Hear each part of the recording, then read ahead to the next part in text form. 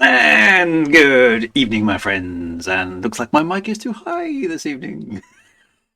A quick adjustment there. Right. Good. Welcome on, and welcome all to the officially unofficial Elite Dangerous Twitch stream, which is entirely not endorsed or affiliated with any other Twitch stream or Impact Frontier themselves. Nobody cares what the hell I say, and I don't care what the hell I say either. So anyway, it's good to be here. It's Wednesday evening, and stuff is happening as we speak. For once in the game, and well, things are afoot. We need to delve into things and and talk about stuff. Okay, so we will get on with it. In fact, this may be an unusually extended Twitch stream because there's so much stuff to talk about, which is an unusual thing to say about Frontier developments. But hey, we'll take what we can get, right? So it's all good. Anyway, before we do that, of course, we must do the thing. The thing is the thing, and the thing must be done despite anything else that's going on because it's the most important part of the stream. But I've got a long way to get back on the stream, so I'm going to zap through this as fast as I possibly can because otherwise it's going to take the entire stream to do it. So right, onwards, no waffling for this bit at least. Right, who's first in the chat? It's Top Shot in it's 1913. Congratulations, Top Shot, for being in top spot. Top Shot in top spot. Top of the charts. Good to you. Followed closely by D Pittman 42. Sidewinder 40 is in there. Orkney Sean is in fourth place. Where's Wintermute GB? He's nowhere in sight. What's happened? Good to see you, Orkney Sean. Biffboy 81 is in here as well. I'm still looking for Wintermute GB. Has he abandoned me? Has there been too many bagpipes? Maybe he's finally given up. Ah, dear. Lumsace is here. Have a Boo Boo is here with 4 thumbs up. Anonymous Commander is here. Top Shot is here. Yehudit Augusta is here. Commander Terracop is here. Eric Loss is here. Commander Gerrymander is here. The Magic Circle is here. Blogtwat is here. Rundown Titan is here. Ugly Spirit is here. Ozrelli is here. Enigma Ish is here as well. And then finally, GB shows up. It's been like 12th place. What's going on? The entire world has gone wrong. There, Commander Eric Bonzer is here. Commander Alexis is here as well. Grumpy Athelian is here. Commander Cyberdami is here. Motherfig is here. Lockjammer underscore is here as well. John Imbri is here. Aradegas is here. Commander Tragic Blue 21 is here. John Imbri is here. Thargos is here. Tinman UK 79 is here. Commander Bird is here. Aussie G is here. Good to see you. Commander Andy P783, which rhymes, is here as well. P underscore SB is here. General Failure is here too. Veronica Venedrix is here. Good to see you, Veronica. Thanks for popping in. Marcoso Deville is here as well. Good to see you. The Harkonnens are here. Poised as ever to invade Arrakis. Commander Engallo is here. Simeon Gray is here. The brain still works, which is always a good thing, is here too. Sargeya at 9 is here. Commander Rob. I was going so well. Rob Commander Sabotage is here as well. Good to see you. Haunted Loaf. The possessed bread product is here as well. Good to see you. The Arrakis are here. Putting up the invasions of the Harkonnens as per usual. How are we doing? Are we near the bottom yet? Commander Dino Ring is here. Good to see you as well. Eridan Dundragoning is Dundragoning for the day and is here this evening to join us as well. Good to see you. Right, Bean GTR is here as well. We have a first-time chat from Galandril as well. Good afternoon. Good to see you. Thank you very much for popping in. Commander Welsh Dragon is here. D-Dage Gibby is here. Misfit is here. Cypress is here. Amiga Bart is here. And Abstract Play is the final one. Thank goodness for that. Dear. Right. Now, I understand there are some drop things going on. I don't pretend to understand what these drop things are, but I believe that by watching the stream for quite some time, you'll get some. You could do something with that. Is that something to do with paint jobs and all that cobblers? If it is, then stay tuned because I suspect this might be a slightly extended Twitch stream time because there's so much to cover, and I do want to actually play the game as well, but I don't want to react because I haven't actually watched the Frontier Twitch stream because I was having dinner with my lovely wife, which is far more important to me than watching a Twitch stream. So I haven't really. I sort of caught clips of things, and people on Twitter, of course, have been saying stuff which I tend to scan, but.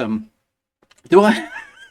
No, I mean Amiga, but I don't have Twitch running when I'm streaming because that I don't think that doesn't sound like a good idea. I haven't watched it. You were lucky. Oh dear. How dare you have a personal life? I know. Not watched it. Well, I thought I'd react, one of those reaction videos. It's sort of like an unboxing video, but I haven't got any boxes. Does that make sense? Infinite dimensional loops. We don't want those. We don't want those. So anyway, so with no further ado, let's start waffling on about it. And we'll get into it. Well, let's get into actually. Yeah, let's do the Frontier Twitch React thing, and let's dissect what they've been talking about. So that should be quite good. Are we ready? Brace yourselves for some waffle. Here we go.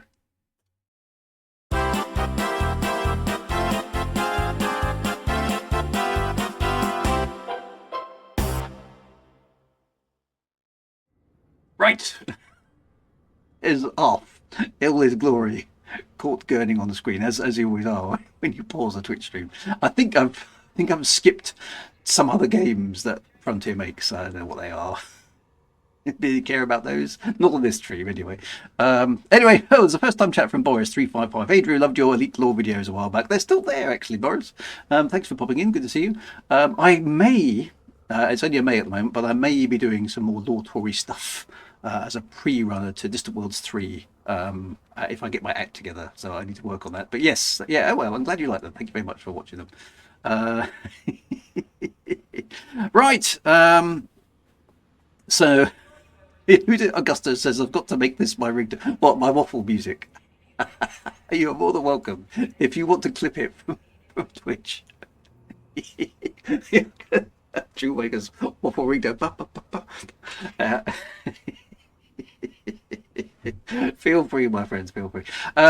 Right, so we have off on the screen. Now I assume this is going to work. I noticed I've got the game running, so let me go into the menu, otherwise that's going to make funny noises, isn't it? There we go. Right, now will you be able to hear this? Let's see if it works. All stuff that's happening in Zoo. So I'm talking about F1 Manager. We've given away a load of stuff. Now I think it's time that we talk about Elite Dangerous, and who better to have back on the show than the incredible, super sexy Zach. Wow. Welcome back to the show, Zach. How are you? Super sexy Zach. Yeah, he's the guy we almost fired last year, but let's not talk about that, right? Anyway, Drew, would you like some links with the new info you can share with your community? If so, can I post them here? I'll post them on Discord. DSS Lev, if you probably best to put them into the Discord. I think if you put !Discord in the chat, it will tell you where my Discord is. At least it used to. So give that a whirl. And try that. Yeah, you should be able to join up there and just dump them into the Elite Dangerous category. Is the DW Distant Worlds 3 law thing a done deal yet? It's in the planning stages. I don't think it's confirmed, but I think it's more confirmed than it was. So I think it's heading in the right direction, but I don't think it's a done deal yet, if that makes sense. Anyway, so Zach is back on the stream, so that's all good. Yeah, so presumably they waffle on like this for minutes at a time. You? Yeah, I'm all right. I think that's the nicest intro you've ever given me. So. Well, now I'm going to have to keep getting better and better. But welcome back to the show, and thank you for coming on today, because I know how busy it is for you today, because Trailblazers literally launched 2.5 hours ago, 3 hours ago. Yes, at time has been a. It's been a busy day. It's been very busy. No, but yes, it's been a really. No, but yes. I think so far a super awesome day. Yeah. So we're going to be talking about Elite a lot. We promised Is that a new version? Elite a lot. We moved on from Elite Dangerous. It's now called Elite a lot, as opposed to Elite not very much. So I'll go. Yeah, this is not going to go well if I keep taking the mickey out of them. But that's why you're here, really, isn't it? See how it goes. Come back and talk about what they can expect for Elite in 2025. So I guess, should we start there, really? And let's start at the beginning. However we want to go about it. Yeah. We've got some stuff lined up. So I think if producer Adam can just. I'm not unaware of the irony of me complaining about somebody else waffling. By the way. That really is the pot calling the kettle not just black. That's the pot.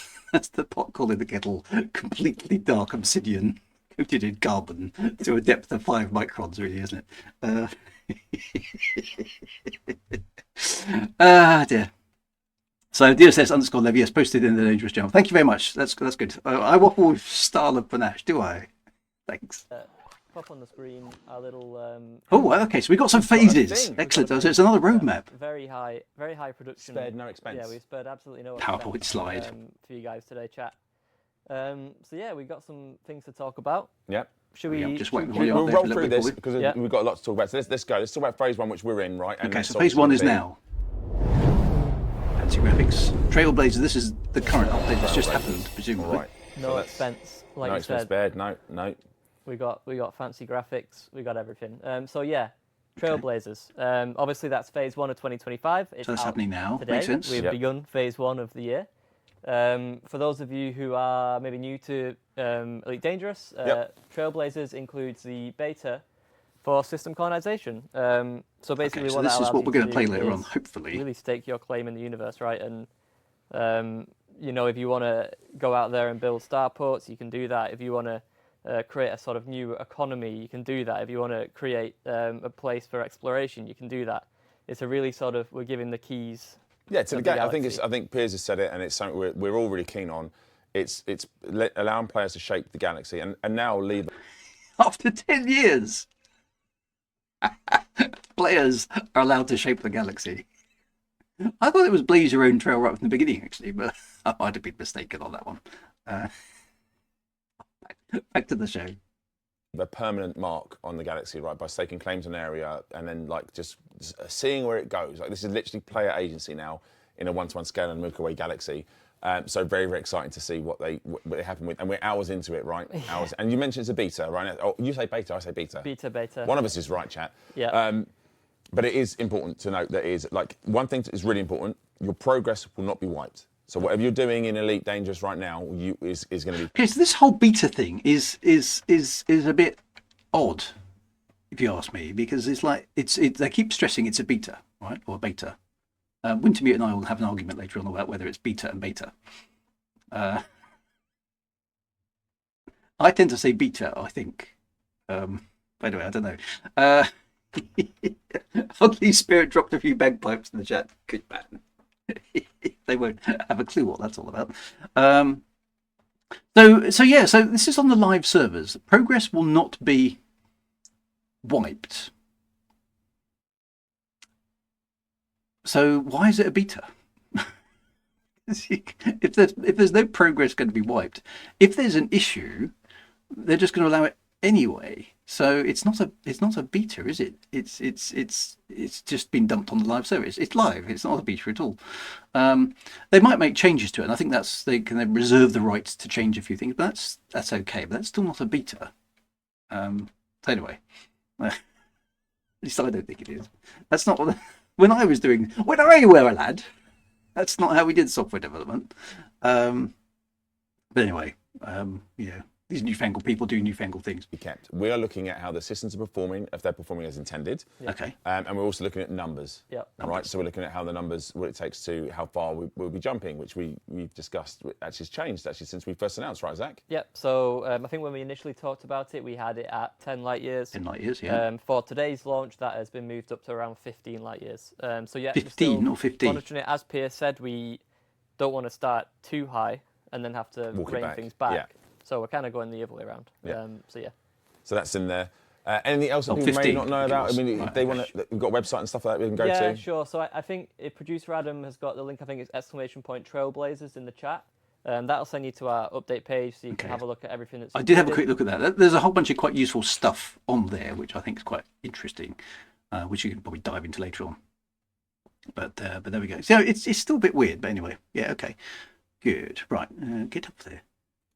But because this is the first show, of the year, the devs have been, working on Trailblazers still. Yeah. So there's been some stuff to talk about that we have not been able to talk about before. So I think starting with the new refinery contact. Yes.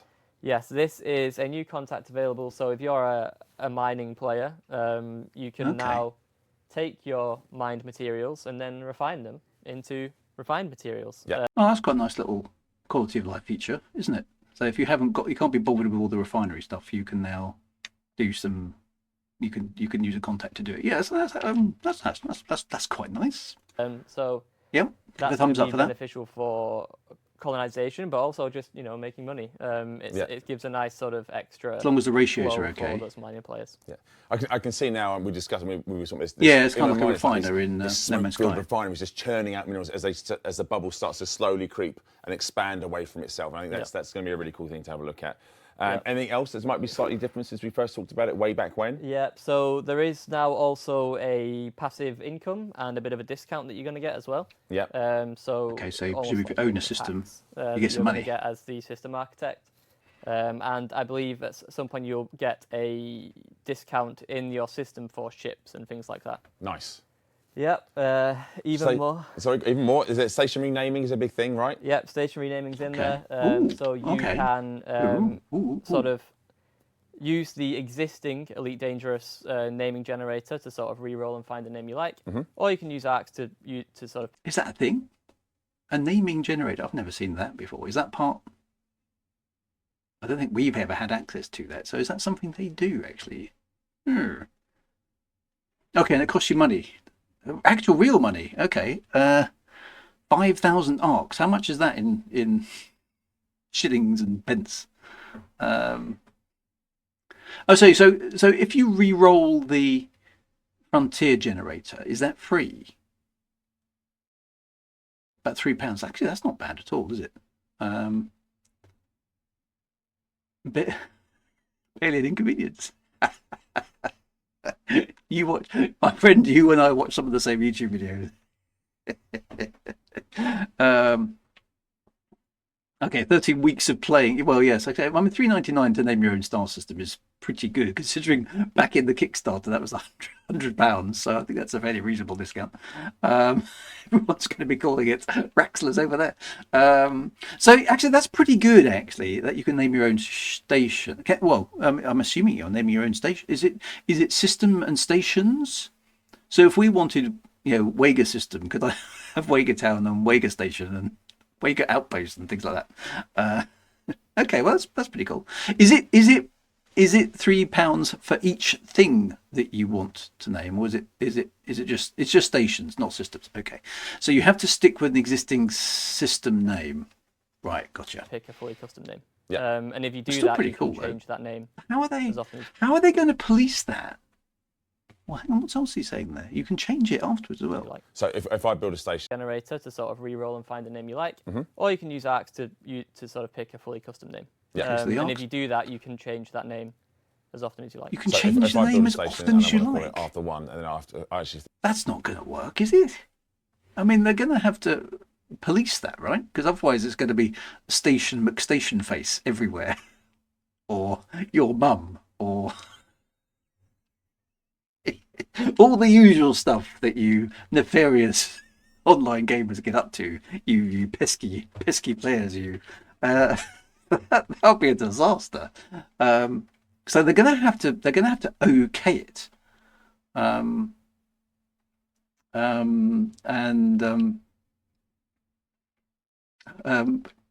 I suppose they get paid for it. Yeah. Or maybe they'll just have an automatic profanity filter on it or something clever.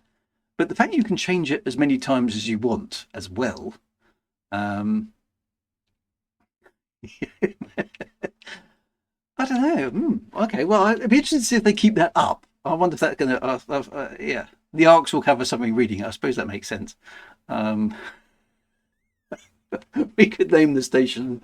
I paid arcs for this, and I got this lousy T-shirt.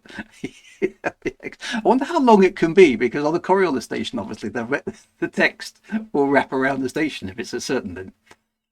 I wonder if it's going to be like 15 characters or 20 characters or something. Otherwise, you could make a very, very cool... I wonder if you could make a sentence that goes all the way around, that never ends. If you were very, very clever, but it probably 20 characters. Okay, that makes sense.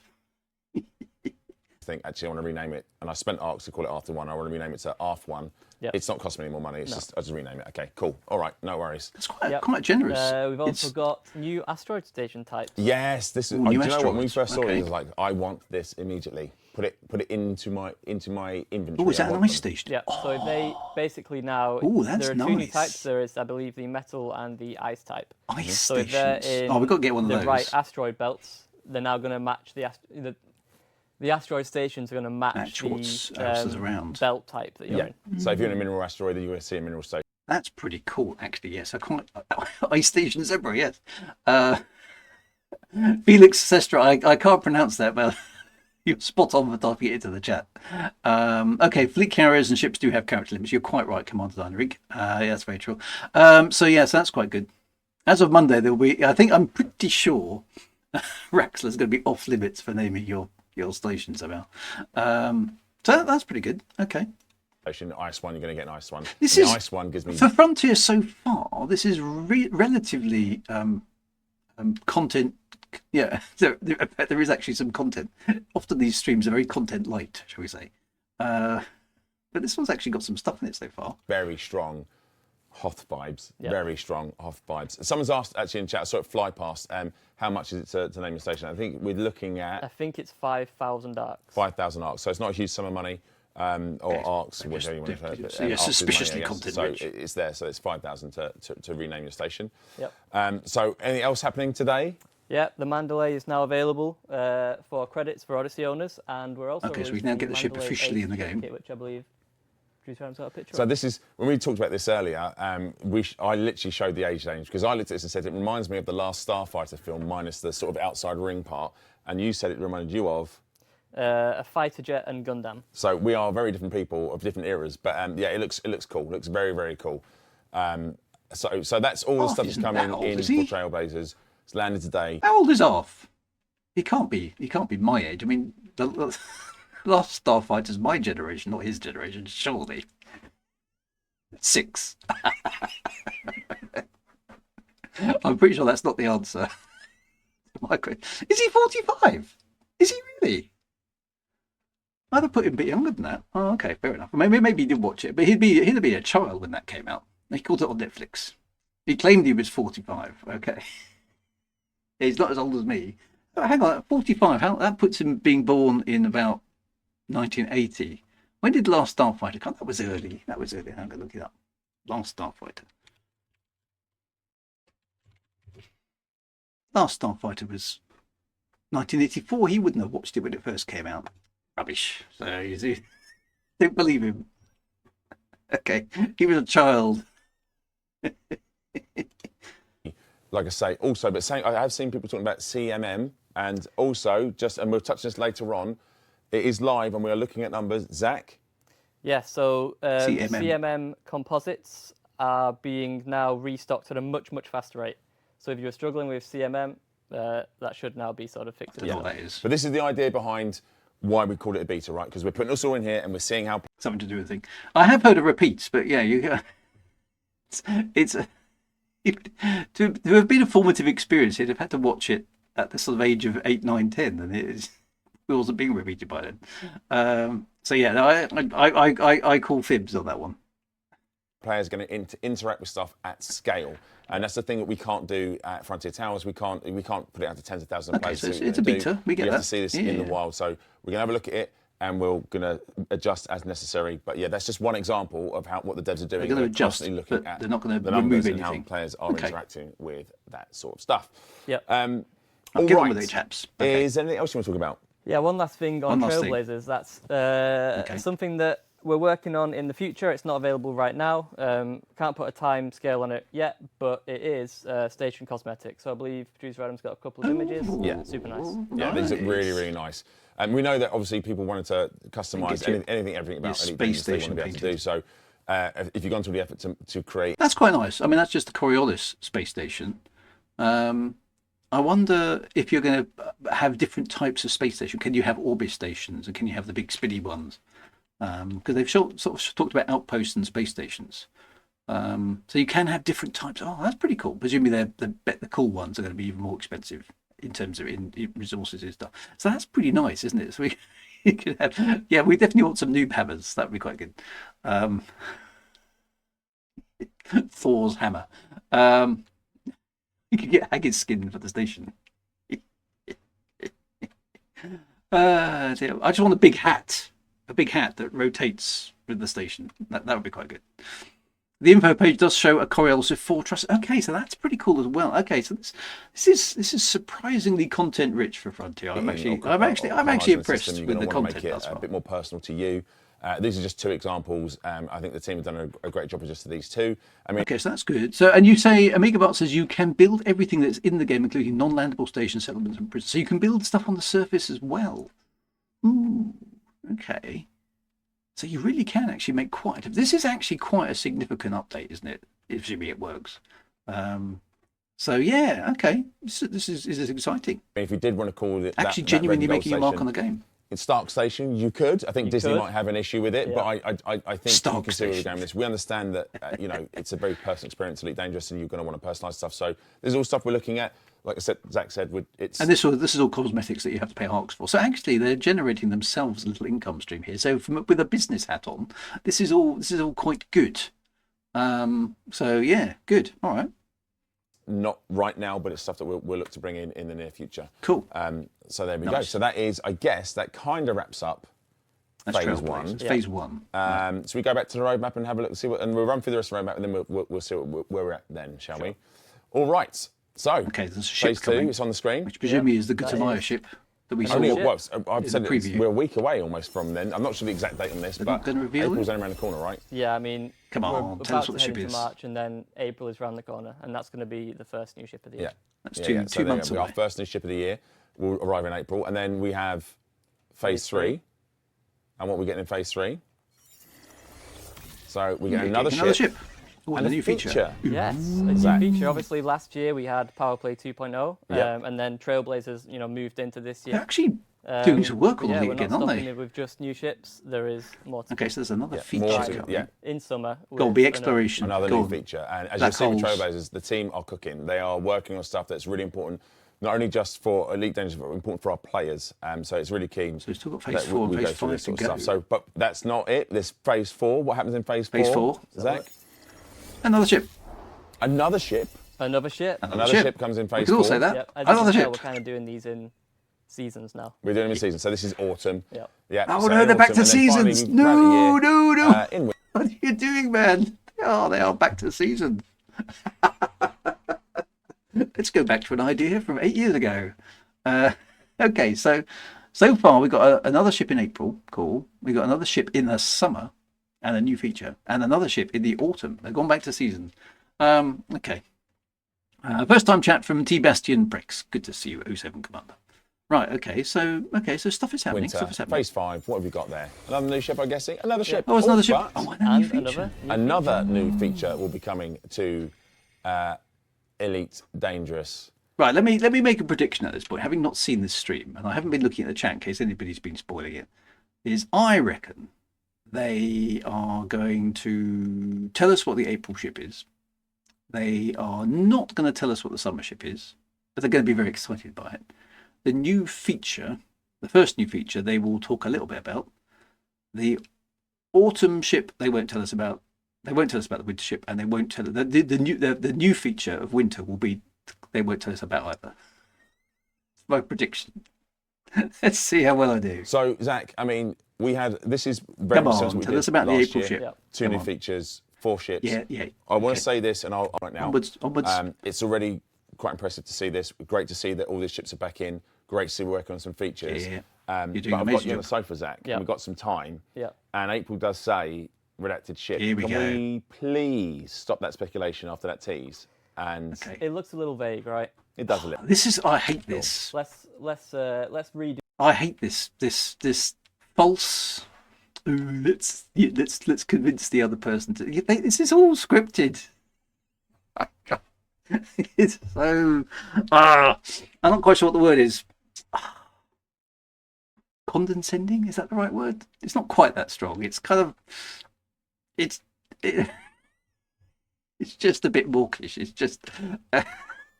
It's just a little bit too twee. Maybe that's what it is. It's too twee. Oh, it was. Hey, ooh, it was a Gutamaya. Yeah, we were right about that.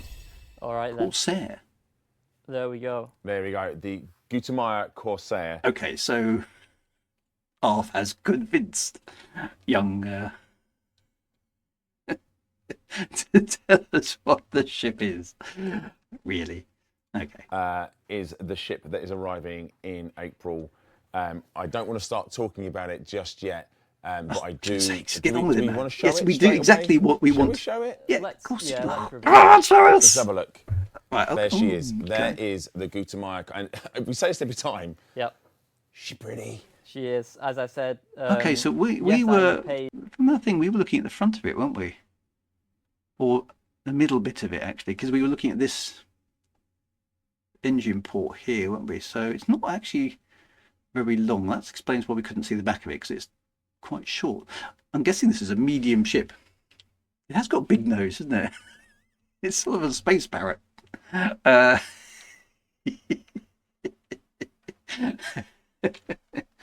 Yeah, it's not very It's not very Gutamaya though, is it?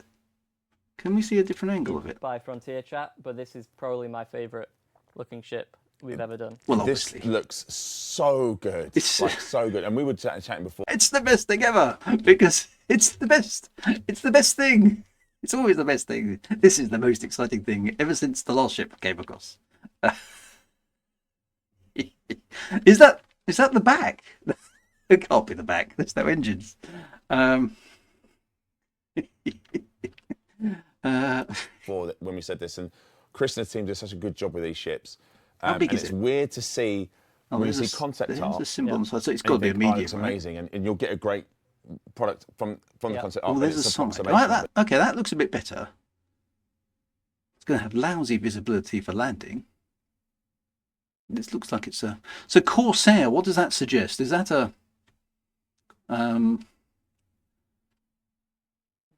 Sounds like a kind of Imperial courier to me, but... Yeah, maybe a pirate. It looks... Where are the hard points? Can you make out any hard points? Looks like they might be on top of the nacelles here. Which means convergence might be an issue. Interesting. Does it remind me of a Klingon bird of prey? It does. It definitely has a birdie sort of thing, doesn't it? Yeah. But look at that profile. Yeah. Oh my lord.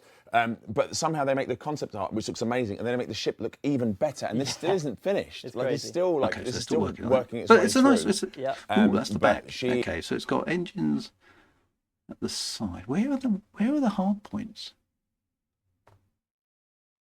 They're not really shown, are they? Okay, I mean it's another ship. Actually, yeah, that's right. Who said that? Andy P703. It's more Eagle from the Muppets.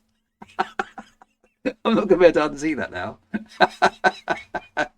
Yeah, it's more Romulan-y. Yeah, they're more like a Romulan warbird, which is not a bad It is a inspiration. very, very pretty ship. She is. So can we talk about what type of ship? Okay, interesting. She is. Medium. Absolutely. So the Corsair is a medium Yes. multi-role. Yep. Oh, not Okay. And why do we? Interesting.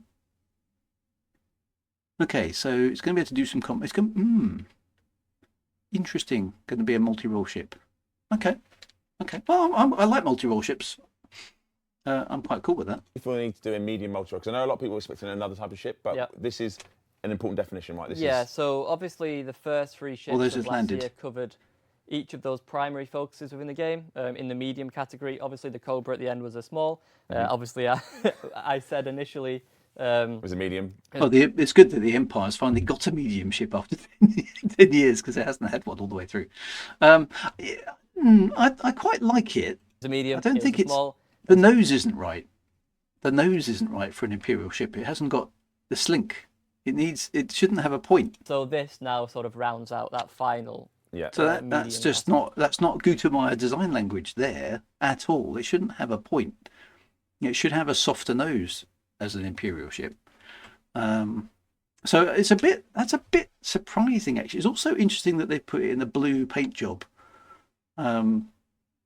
Because it should be in white. Why isn't it in white by default? That's a bit odd. Yeah, it's not quite the right design language. That's what I think threw us off before. And it looks very nose heavy, doesn't it? because there's a massive. I mean, well, maybe we'll see it from the side again in a bit. So there we go. So there she is. And do you know what? But, what a way yeah, down the medium category. a new ship. Beautiful. And you can see the scale of it as well. With Could be a power play debris. Yes, good point. So how do we come about the name Corsair? Yeah, so Ooh, Gutamaya, like the other sort of manufacturers, have naming conventions. But this one, they obviously followed that tradition, but it was a bit more of an aggressive edge to it, as you can see, to match the design of the ship. Yeah, and I guess So we've now got an Imperial Courier that actually looks like an Imperial Courier. So what they should have done is name the other one Corsair, and this is actually the Imperial Courier, as far as I'm concerned. It doesn't have. Does it have spinny nacelles though? Because this is the point. If it had spinny nacelles that retracted, then I'd be even more happy. But it hasn't. So hey. I mean, I don't think it needs. Look at it. But why would you want to have this ship? I mean, but look at it. Yeah. Oh, okay. We've got mean, spin. Ooh, okay. We won't give away all of the sort of numbers and details on this show, but I will say it's got It's a bit. a super impressive maximum cargo capacity. Okay, so good for cargo. Very strong hard point selection. Very strong hard point selection. Don't know where they are. If they're out here on the nacelles, that will make it quite hard to use. It's got I think it's the first medium vessel to sport size 7 thrusters. So it's Size 7. Oh, okay. So that's going to be an interesting mix-up. I wonder how well they've tested that. very fast. Do you know what? When I looked at this, I was like, and I know this is something that most of elite players will understand this, but the hooning through canyons and stuff, this baby is going to be the one, right? It's going to look amazing rocking through the canyons. So yeah, I can't wait to see this sort of stuff. It's a new ship. I guess I can't really argue with having new ships in the game. Stand out from others multi-role classes. So in the past, multi-roles, while yes, they are sort of by definition multi-role. This one is the first one that's kind of explicitly designed to really weight each role equally. So a lot of other multi-roles are really good at hauling cargo and fighting, but not necessarily exploration, whereas this one will be absolutely great at all three equally. So it's a bit of an Uber ship. Be careful, Frontier, not to make it too good, because then everybody will be flying that, and that'll be it. Yeah, it's a lot of ship below the cockpit. That's the only thing that worries me about that.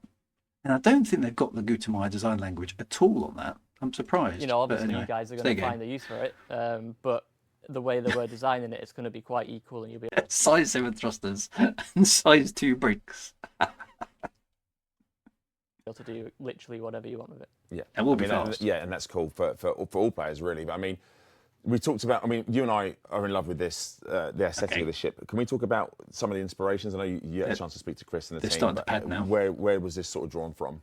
Yeah, I mean, it spaceship is a games. Gutamaya ship. Spaceship films. So it has an existing aesthetic to draw from. Which you ignored. You know, they value form as much as function. Like, you know, with you get some like Lacon ships that are more easy. I like the boxy ones. Like boxy is beautiful. Very utilitarian. All right. Yeah. But obviously you see much more sort of sleek look with Gutamaya, and that's carried on here. And it has retained that distinctive like freehold. There's too many edges. That's another problem. There's too many edges here for a Gutamaya design. It's just not quite right.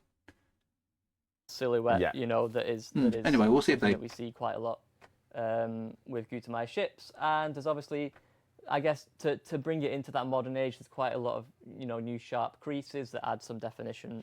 Okay, so that's actually a specific design choice. Interesting. Match up to what Chris and the wonderful art team are doing. Okay, so they basically this is Gutamaya has been taken over by Chris Bangle, basically, is what we're saying here. So you know all those classic BMWs that everyone loved, like the E30 BMW and the E46 BMW. Then BMW goes, I know, in order to sell more cars, we're going to employ a new designer, and he's going to make creases everywhere, and totally ruin the visual aesthetic of our classy understated BMW cars and make them really aggressive. That's what's happened to Gutamaya. They've employed Chris Bangle. Ah dear, the fools. Bring it into that modern age. There's quite a lot of, you know, new sharp creases that add some definition, which kind of match up to what Chris and the wonderful art team are doing with this sort of new wave of Elite Dangerous ships. I've never. Do you know what? There's a new wave of design going on. Gutamaya because I don't like the clean edges and stuff like that. This is the first one I looked at. I was like, you know what? I think it's that slight mix of some of the sharper edges, and I'm like, now it's got me. This is the one that I want. Because it is See, I disagree. I disagree entirely. This looks Gutamaya like should stick with what they're good at. Are there any unique elements, I guess, to this ship? In terms of obviously we'll talk about gameplay stuff next month. In terms of the visuals, it's got that distinctive blue neon strip lights that basically highlight the shape of the hull. Yeah, that's the okay. heat vents, which I believe you can kind of see on that image there, they're quite minimalist and designed to fit into the ship. It's basically, like I said, it's got that silhouette that is familiar, but it's kind of a fresh look.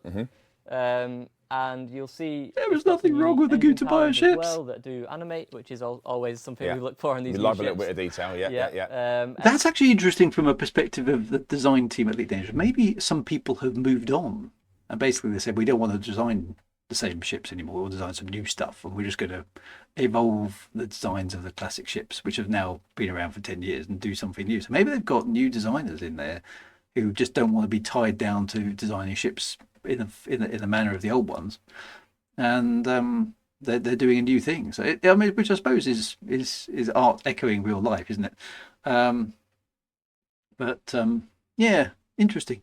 I mean, it's not like you say the cockpit isn't a cockpit, is it? It's like a glass dome on top of the ship, which is again not really very Gutamaya-ish. You know, they generally have a bridge, not a cockpit not a canopy like. It's not even a cockpit really, is it? So yeah, odd. It's not very Gutamaya at all, to my way of thinking. As the images sort of rotate round, you'll see those sort of indents that have got those sort of lights. They are very cool. Front, it's like the underlighting on cars. Now they've made its way to Elite. I'm a big fan of this. I'm a big fan of this. So thank you very much, Chris and team. I was the first thing. Make your ship easier to spot at long range and therefore easier to hit. I noticed actually was the lights in there. Yeah. So there we go. So that is Battle of the Planets. That's what it reminds. Yeah, that's good.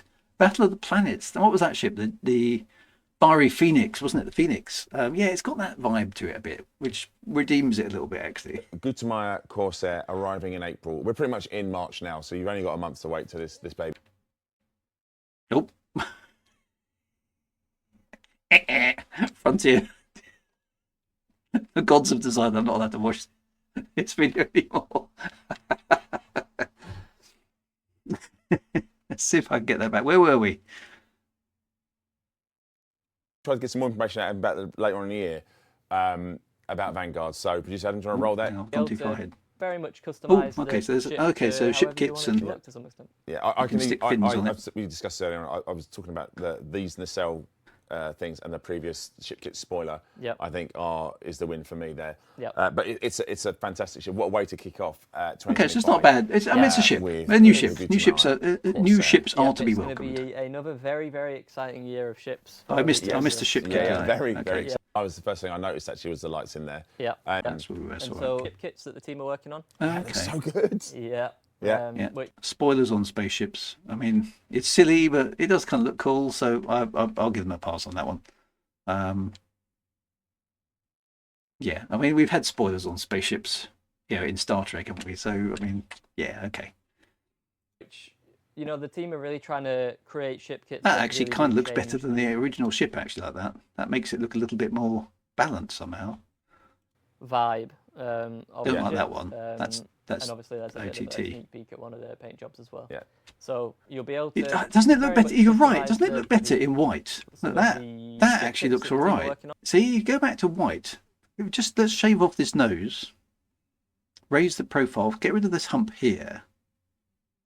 I think it would actually be a half decent looking ship. So it's just a bit out of proportion. So good. Yeah. Yeah. Anyway, so there's a These ship the kit. Gutamaya Corsair. Yep, it's going to be It's a new ship. another very, Cool. very exciting year of ships for Elite Yes. Dangerous. Okay, so we know there's two more very, ships, very but you're not going to exciting tell us, are you? For players. Yes. Anyways, before we get in trouble, Zach. Yeah. Right. That's a lot of information. Yeah. We've looked at the Surprising roadmap. amount of information. Can actually. we talk about the first feature that's arriving in the summer? Is there anything you wanna? Do you wanna? Can we're we? here now, Can mate. It's we? New Year. Can missed we? a Of month. course you Come can. As a treat, At the tree. maybe this is going to be the last thing we talk about. We'll. It's like, are we worthy? Oh, go on then. Here's a treat. That was condescending.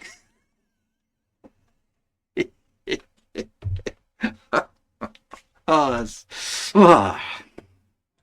Stop it, gents. Stop it. We've got, we'll keep some stuff back. Yeah, we'll keep some But stuff we'll back. keep We some have Maybe to, we stuff. can talk about. In fact, producer Adam, can you reveal? It's like the demographic that plays this game, right?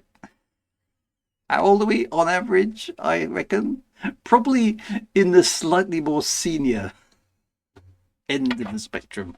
I suspect, right? Grief. Maybe we're not. Maybe. Yeah, I'd like to know actually what is the actual median or mode or average age of an Elite Dangerous player? I suspect it's got to be 30 plus, right? 30, maybe 40. I'm not sure my stream is representative because I probably attract, dare I say it, the more senior player. But good God, it's a treat. It's like, you've been good. You've been good watching the stream for so long. So here's some. Oh, go on then. It's just, it is cringy, isn't it? Oh, it's horrible. Stop doing that. The name of the phase for Right, each, please. just tell us the thing. Okay, there's a ship. Vanguards. What does that mean? Because we know the thing is, so it is we know it's coming because they've got some graphics for it. Damn the youngsters of today! Get off my lawn. Cringe. Stopping. Yeah, it's not good. Anyway, right. So there's gonna be called Vanguards. What's that? Vanguards. Vanguards. Anything Let's all say it together. Vanguards. you want to tell us about Vanguards? You know what? No, I don't fancy telling them about it. So Vanguards is going to be very much the spiritual successor to Squadrons. Spiritual successor to Squadrons? What does that mean? And I believe you sat down with I game did. director Piers Jackson. I did. I sat down with the wonderful Piers Jackson to talk a little bit about, and it is only top level. Piers Jackson, of course, is the man who coined the phrase Armstrong moment. And a certain streamer of our joint acquaintance, based in Latvia, I understand, never, ever, ever let him live it down. I don't think they've ever used the phrase Armstrong moment ever again.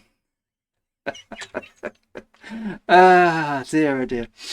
Okay, so hang on. Vanguards is the spiritual successor. What does that mean? How could you have a spiritual successor to a feature in the computer game? What does that even mean? Level chat. And I tried, you'll see, I even tried to get some more information out about later on in the year about Vanguard. So You all work for the same company. It's not a case of trying to twist information out of people. This is Frontier Development Stream. Just tell us what's going to happen. This whole bonhomie of like, we've got to lever it out of these people. It's just, oh, you just had him trying to roll that little interview. because you've got all the Piers, content welcome here. back Just to the sofa. This is Oh, the he's second here. time in a row, almost. I It think. is, I think, yeah. Yeah, this is the we guy. are This is spoiling Mr. Armstrong. Spoiling us. So you're here for a reason. So we have just shown off the timeline for Right, yeah. Elite Dangerous in 2025. Some very exciting times ahead. And obviously there's some stuff on there that says new features. And I very kindly asked if you talked about the first new feature. Why is he being so kind of like? Well, I just hope you might.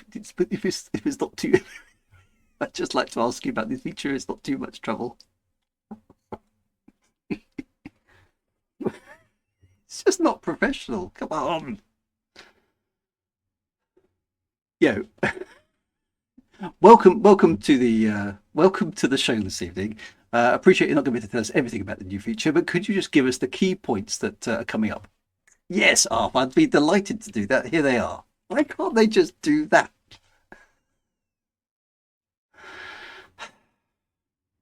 Online for Anyway. Elite Dangerous in 2025. Some very exciting times ahead. He knows And all obviously There's this. some stuff on there that says new features.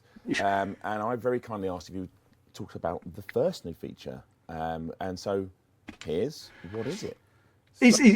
Half is acting as if he says the wrong thing, this guy's just going to go, nope, I'm terminating this interview, I'm off.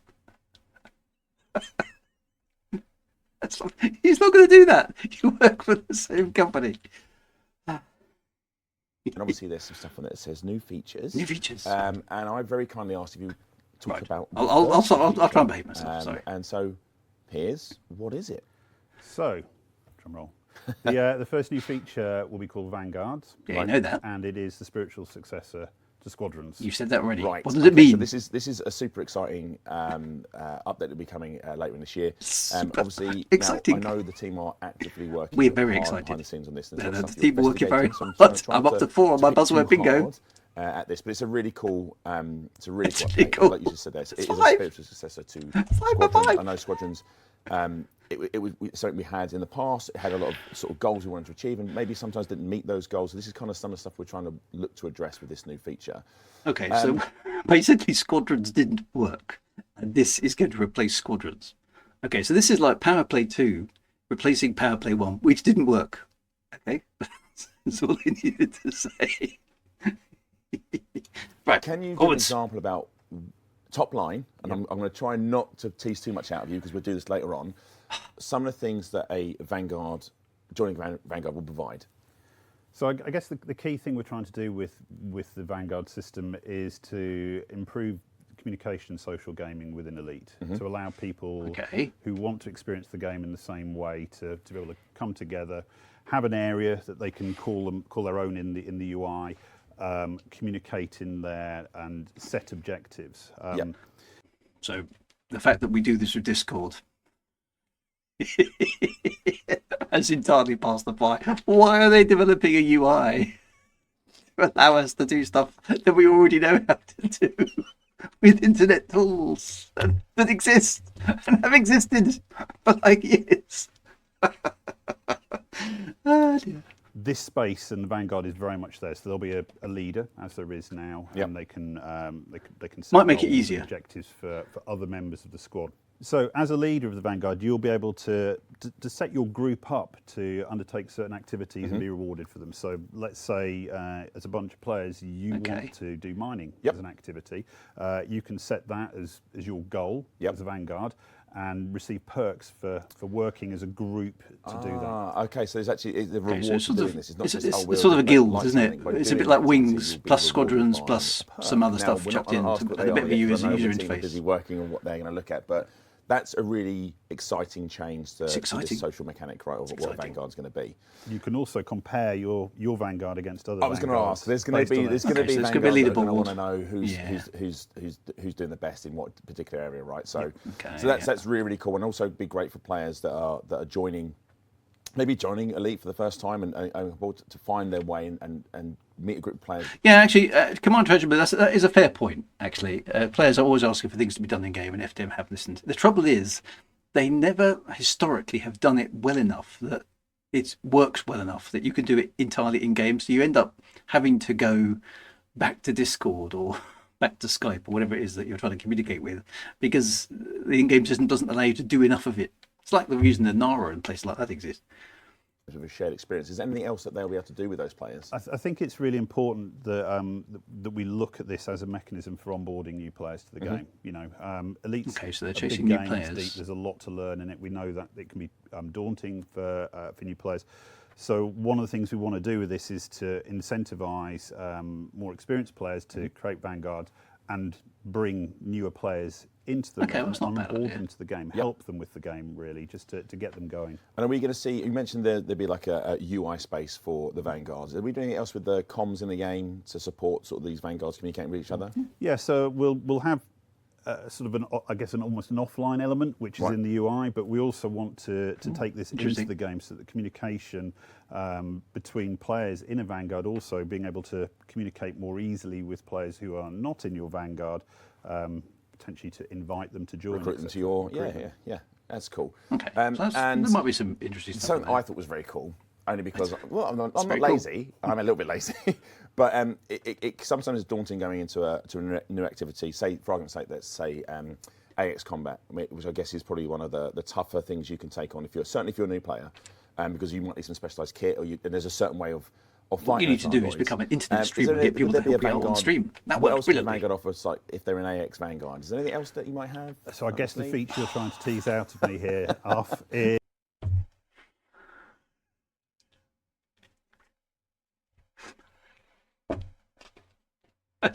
Why is it done this way? I'm gonna try and do this on stream at some point, guys. I've got a thing coming up. Go on, ask me about it. Vanguards. Would there be a Vanguard? What else could a Vanguard offer, like, if they're an AX Vanguard? Is there anything else that you might have? so I guess the honestly? feature you're trying to tease out of me here, off, is Subtle, aren't I? It's very subtle. No. We're looking to create the equivalent of a bank, a repository where. Oh, a bank. And we're still working through the details on this, where you might be able to share credits or modules or ships. So the Vanguard That would be itself quite cool. actually has Can I borrow your ship banking to do a area thing? that's beneficial. Promise, to members. promise I'll That's look super after cool. it. I mean, I know, and again, not committing to anything right now because there's lots of different things that go on behind the scenes. Yeah, it's kind of a Lots guild certain mechanism, things isn't can it, be for Elite, investigated, after all these work, years. et cetera, et cetera. Wow. But again, thinking about it logically all the way through, onboarding a new player into a particular chosen discipline, be it exploration, mining, AX combat, it's a much less daunting task. You'll be in a Vanguard with like-minded players with more experience of you potentially. You'll be set goals that be, I guess, by the leader can set them based on your experience level. Yep. And if you're really struggling, there'll be this area where you can have a repository where you can say, hey, look, you know what, you're going out. Here is maybe a ship, maybe a Tosses the module, keys, don't maybe scratch some it, kid. AX engineered weaponry for you to pop on your ship. Yeah, so Go actually, out this and is take on your that, first I mean, scout, it's a first sort whatever of it long may be. requested feature, isn't it? And then, of course, that's how okay. this all works with the rest of the game, and then all the stuff that you can time, all the mechanics we've got, like Power Play 2.0 is in there now, and system colonisation is coming in. And So you can. It's just these more Vanguards can work collaborative hand in stuff, glove which I in achieving suppose those sort of is goals. So okay. Very, very exciting stuff. So it's a Very, lot of very stuff. exciting. And I'm saying it There's a to lot you like you don't know, but it's a huge stuff. It's a huge amount of stuff, right? You know, it builds on top of both power play and colonisation. Yeah. You know, we're going to allow player-led factions to exist here, so Yeah.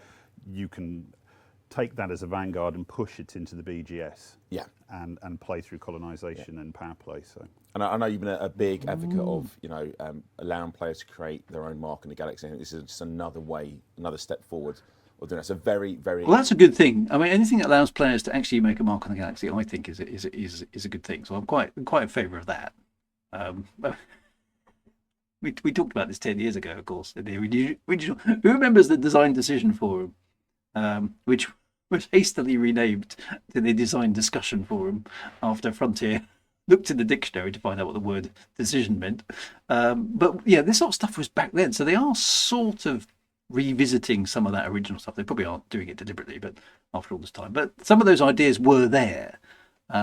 So that's actually quite nice. Some of that stuff is in here now. Exciting. And I know it's only top level stuff, but now we get a gist of what Vanguards is going to be. Now, there was another feature on that list, which I'm not going to there tell you anything about. You can tell us about that feature, Piers? No. I'd have thought Vanguards would have been enough, Arf. You know what I'm like. I'm afraid we're not ready to talk about that just yet, but maybe we'll come back later in the year and reveal. Surprise. Well, surprise. I'll make you. Oh, well, look, chat, I tried, but Piers, as always, No, you didn't. thank you so You just read your script, man. Be honest. much for coming. I know your time is precious. Thank you to the whole time is team. very precious. Because I know how busy they are. I know how much hard work they're putting into They do all hard work. They're very busy. the It's ships extremely we're cool seeing on and it's the very roadmap, exciting. The features that you've got planned, and just the general passion from the team. So thank you from all of us to you. And you've got to come back now and talk about that next feature. It's agreed. It's written. Back to me in the studio. Oh, God.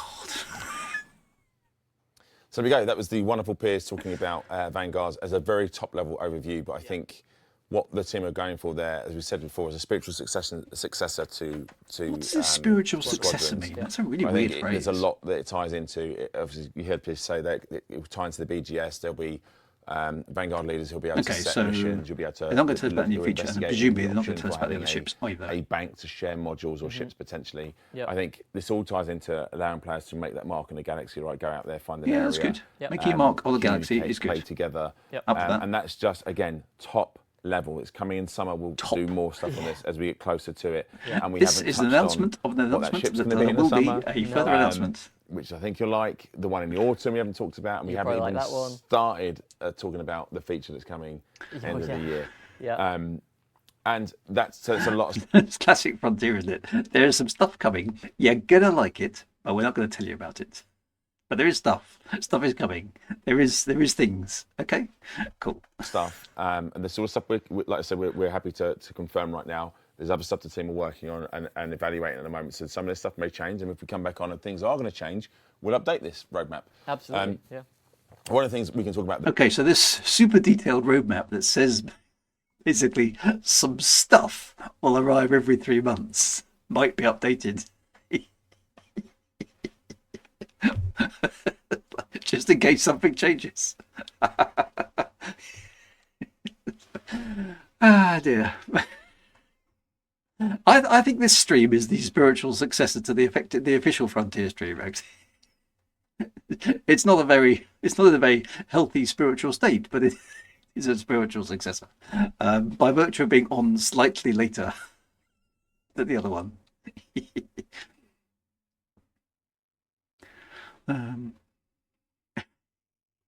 There, in terms of that, Okay. is this is just showing some of the top level stuff. But we are Top still level, going to be looking at top doing level. a series of quality of life updates throughout the year. All quality of And as life, we we touched like on those. sort of known issues that we have in the game. We're also going back and looking at rebalancing some of our feature work. So power play stuff, we'll go back and have a look at that. rebalancing. We're not just putting these Gotta features go in and down. leaving them. We're going back and we're going to be addressing them. We're constantly monitoring. I saw somebody in here saying, can somebody have a look at rebalancing power play? We're constantly looking at power play, always looking at this sort of stuff.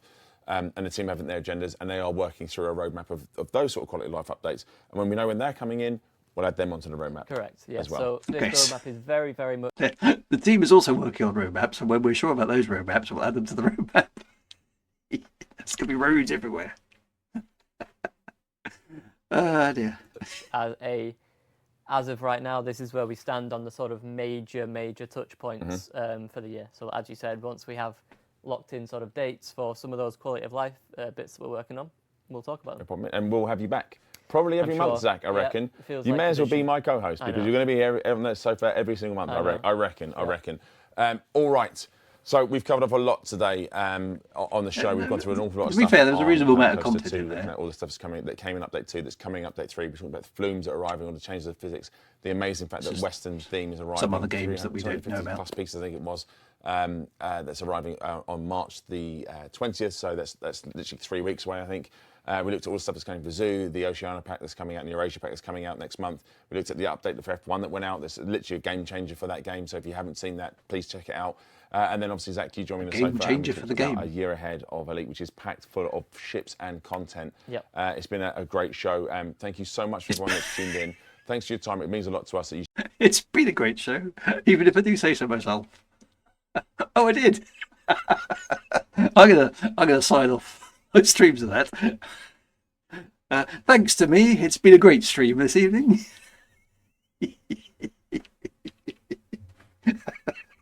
In fact, I think it's been a fabulous stream so far. I think you should all say that in the chat.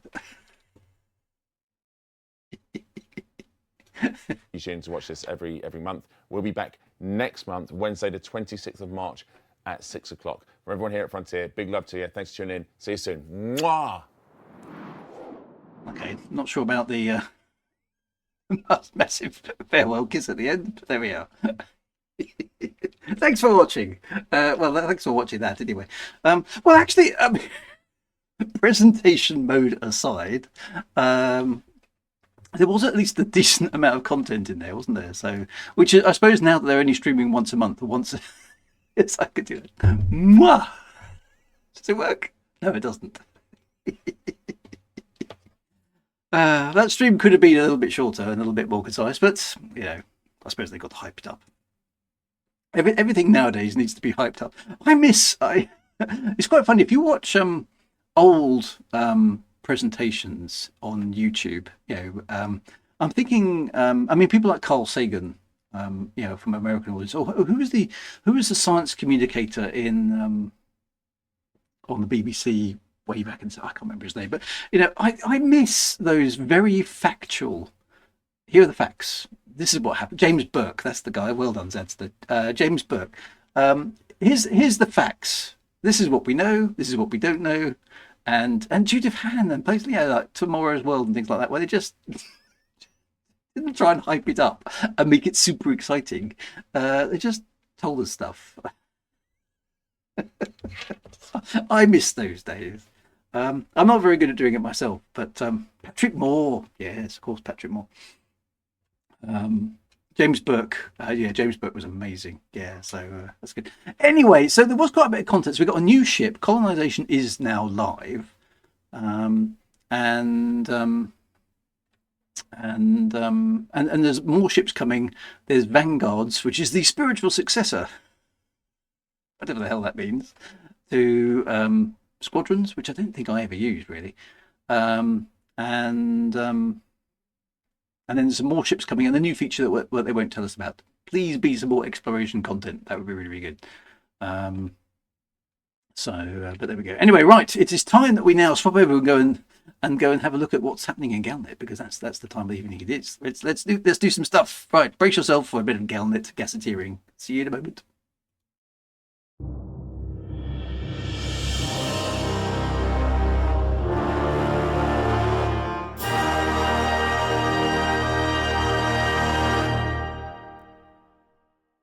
Ta-da!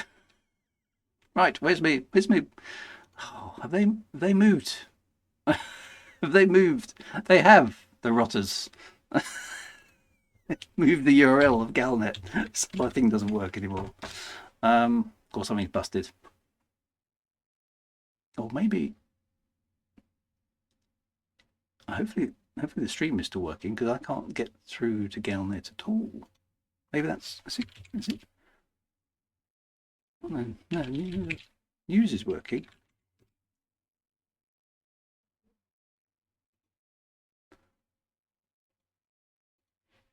That's weird. Oh no, here it comes. It's being incredibly slow. Are the Thargoids back? Why isn't that working? Yeah, I can't get. Ironically, it appears that the Galnet website isn't working. At least it's not working from my PC. It's just ask, is it down? Because that's working. There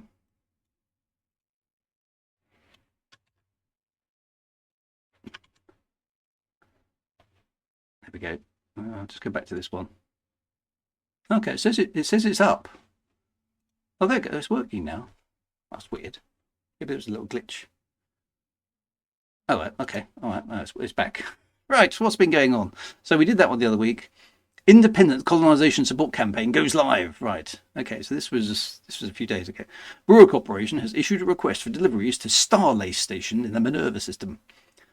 Brewer COO Mark Rennick is overseeing the second open request by the corporation in a month, following calls for system survey data earlier this month. Repetition of the word month. Bad writing. Rennick's press release, published through most major news feeds, offered an update on Brewer's broader colonization plans. An excerpt highlighted by Box Collector. A key feature of independent colonization plans is the beacon and sweep model. Okay, so this is telling you stuff about the game, isn't it? Used to establish a successful claim, our secure manufacturers across several systems have been producing considerable stocks of these devices ready to supply outfitters. This morning, it's like that's very bad writing as well for a space game, right? This morning, on what planet? What happens if you're in a tidally locked world and there is no morning? What happens when you're a space station? They don't have mornings either. What is he talking about this morning? We held talks with representatives of minor factions on the fringes of populated space. It was suggested, and we agreed, that the localization efforts carried out with Brewer technology could benefit from mobile market support. So we're only talking about this just now, right? Okay. I have therefore commissioned new additions to the Trailblazer megaship fleet, which will aid in supplying early colony claims. Okay, so there's going to be some megaship support for colonization. To ensure these megaships are ready for service, sufficiently stocked on time, We call for independent traders to bring specific commodities to Minerva so we can meet our planned 2-week deadline. Okay, so there's a CG, presumably. A number of commodities have been requested by Brewer Logistics, the logistical arm of Brewer Corporation, which are detailed within the initiative. Following a recent security incident, a secondary initiative to protect traders in the Minerva system is also underway with contributions measured in bounty vouchers. Okay, so it's a CG. CCG. Right, power play standings, etc., etc., etc. That's just automatically generated. That doesn't matter. System colonization equipment reaches public market. Excellent. Brewers Corporation, much anticipated system colonization module and claim management process is now available. While colonization technology has existed for over a millennium, a formal claim and colony establishment process for individuals, communities, and minor factions has not previously been available. We just invented a whole new industry overnight. Analysts consider this to be a moment of historical significance. I think that's historic significance, actually. We'll let them have it. As viable colony targets will not be dictated by large corporations or superpower governments. Well, they probably will have an interest in them anyway, but there we go. CEO Madeleine Teague, it's the Teagues again, shared her enthusiasm at a gala event in Minerva covered by Vox Galactica. The sheer potential of this process is staggering. I'm delighted that the move toward widespread community-led expansion was so eagerly endorsed by all 3 superpowers. Yes, because what superpowers really, really like is complete anarchy and uncontrolled expansion of territories surrounding their own, right? That's exactly what they want. This is where the politics of the Elite Dangerous universe makes no sense whatsoever. System colonization contacts will be available on starports to facilitate the initial work on a claim system. Okay, so that's how that works. They've got a new contact in there. This is an exciting time. Comma and... No. It's an Oxford comma there. That's just evil. That shouldn't be allowed. Okay, don't do that. That, my friends, is wrong. And I can't wait to see how the next few months unfold, particularly when the latest additions to Brewer Corporation's Trailblazer fleet are finished next week. That initiative is still ongoing at Starlay Station, by the way. What's with the exclamation mark? Hang on. Those looking to begin a new colony are advised to purchase and prepare a suitable transport vessel. Right, okay, as considerable resources are needed to establish a new port in a claimed system. Okay, so it's not easy to do it. Right, okay, well that's Galnet for us. Full of typos and grammar issues, as ever. Right, let's dive into the game. And I will extend the stream a little bit to give us a bit of a chance to poke around with this because obviously we did Frontier React there as well and Galnet. So let's jump into the game and see if we can figure out what the hell is going on. Right, let's go. We need to do the playthrough button, which is this one. Right, see you in a moment, my friends.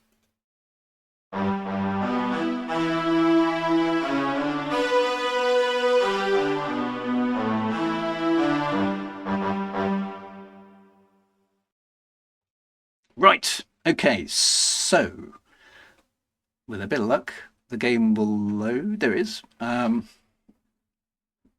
reaction to Frontier Unlocked was ARG!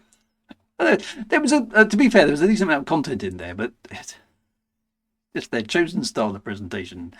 Let's just say it's not how I would do it. Anyway, there we go. There was no brace warning, sorry. Just throw my hip out. I'll get it back, man. You might need it. Commander Welsh Dragon says, I have one of the new system construction fleet carriers. That sounds very like a Vogon constructed spaceship to me.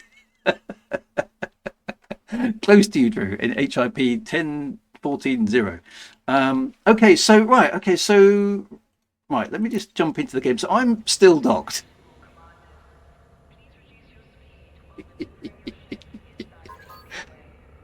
That's such a bad joke. But I'm still going to do it several times while we're still here because I'm still docked, literally. Ah, dear. Sorry. It's extremely childish indeed. But right, I've just been Raxler Redacted is nearby, which is quite good. So what do we? That joke. I like the emoticon there, Sidewinder 40. So okay, so Here we are at Still Dock. Okay, so perhaps you should examine how colonization works for man. That's a pretty good idea, actually. Let us go back to Mad J. Wagers and see. It's probably not that far away, is it?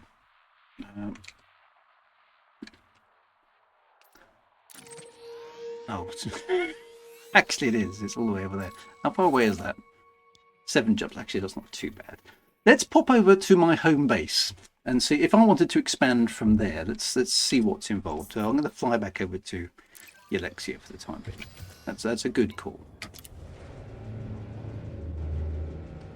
Cyberdarmy says Arachno Redacted is my alt account. Excellent, brilliant. Okay, so we'll figure out what colonization is all about when we get over there. So I've left Still Docked. Now undocked from Still Dock. Detachment complete. You are go for departure. There appears to be a ship parked in the entrance bay there. Who is that? That can't be a NPC, surely. What's going on here? It's a keelback.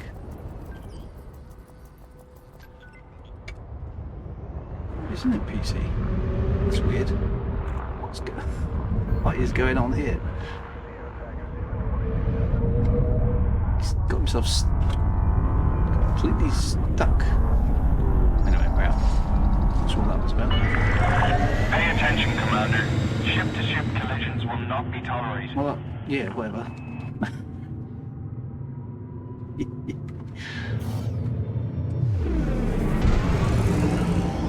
Right, we'll head home. So there are, okay, so our new map modes. It tends to happen if you idle in the station. Okay. Clear out the station. We hope to see you again, Let's get Commander. across. Let's get across town. Let me just tweak that volume down a tiny bit now. Okay, so there's nothing immediately obvious in the UI here that's telling me anything. In hyperspace. There's nothing in the UI that's telling me that colonization is a thing. So, from what I was reading in Galnet there, it's a contact at the space station. So you start at the space station. You start the process at a space station, by the sound of it. So let's see what colonization options there are nearby. You do need a contact. Okay, so that makes sense. Where's the star gone? The star keeps disappearing.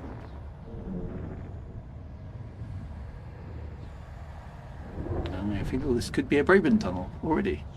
That's a really quite unusual hyperspace effect there. Oh, no, there it goes. Oh, what happened to the star at the other end? Fuel scooping. Was there a bit of de-scannering while I'm here?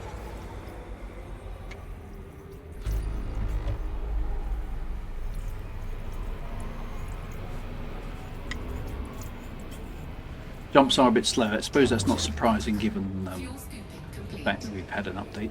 The fact that the game is actually working is it's actually quite impressive. Charging. There's always something a little bit off about jumps after an update. Yeah, I suppose that's fair enough. I mean, the fact that it's working is quite good. So let's just get across the bubble. There we go. Got to start this time.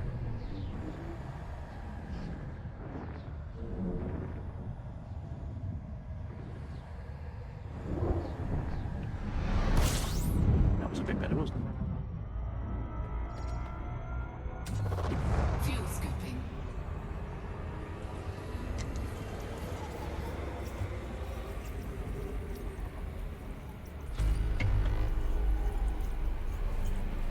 Well, I mean, I don't know.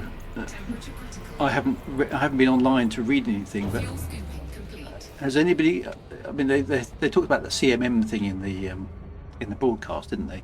But has the update been relatively stable so far? I mean, the fact that it's working seems pretty good. So is it stable for everybody? Is there anything disastrously going wrong in any other parts of the game?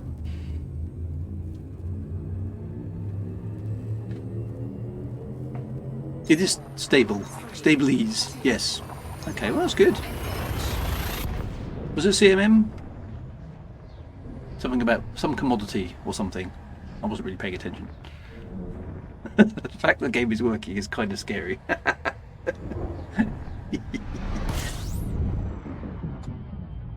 Oh no, the Corbin system. I've heard of that one before. It's funny, I've been across the bubble many times. And it's interesting that I always come across systems I've never been to before. Check around. His apologies are late. Had to buy a star system. Warning. Temperature. What we need is luxury custom-made planets now, isn't it? So we can have planets made entirely out of Frameshift drive charging. waffles or bagpipes or something. The Triple X personalities are here in the chats as well. That's good. Magrathian planets, yes. But the problem with some planets, isn't it? Exactly the wrong temperature in the mid part of the afternoon. Meringue, that was it. Well done. With lots of fields. Lots of crinkly edges. Because I rather like them.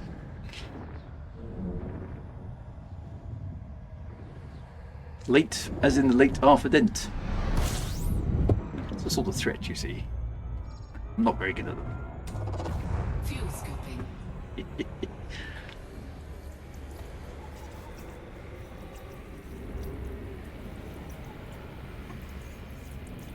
Well, I'm pretty sure. I will check. Because we're going to have to come up with some names. Temperature critical. Fuel scooping complete. Jenny's Haven, blog twat. Oh, yes. Jenny's Bar. Jenny's Demise. It's a shame we can't. Calling back on one of my earlier streams some many years ago now. Shame we can't have a station called possibly the most underwhelming explosion ever in a space game. That would be quite fun. Oop. Wrong one. The Weed Ram. That's a good Salome's. I wouldn't mind the Salome station of some kind. Actually, maybe we'll work up to that. The Weed Ram. I think. Jenny, and Jenny. We could do Sue equivalents Celestas, couldn't we?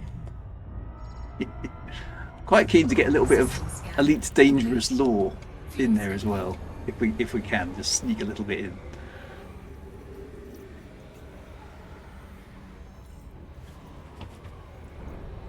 Warning. The first encounter satellite explosion, that's the one.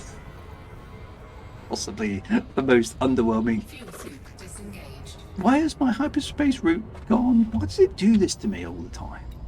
I want to go to my destination. Why does it drop me there? Where the hell am I going? What is my purpose in life? I mean, we still haven't reached it. We're supposed to be over there. Am I pressing a button or something? Frameshift. That can? Is there a hot waggedy tail? I am using a joystick, yes, but I don't. Is there a keybind for cancel your hyperspace route? Because I don't see the point of A. I don't see the point of it, and B. I don't remember mapping it. 4, 3, 2. No, I got the right amount of fuel. The waggedy tail. I might have a dodgy connection. I've got many dodgy things. There we go, there's our destination over there. Don't normally have a problem with any USB, because normally if there's a disconnect with the USB, you'd hear it bing bong, wouldn't you, from the computer. I don't hear that. I don't know. Snow Moon. Disengaged. That's quite a good one. Frameshift drive charging. That's Snow Moon. Ah, let's see what you did there. How many stations will be called That's Snow Moon? Well, presumably, presumably someone's going to have to, because these things will be. You can search for stations on the galaxy map, can't you? Oh, there we go. Sleepy D Wagon Man has found my possibly least underwhelming explosion ever in a space game clip. That's definitely worth a watch. Right, okay, we're here now. Right, let's go to my space station and see what? What's about? Let's try not to do a loop of shame around my own space station. Utopia! Yes.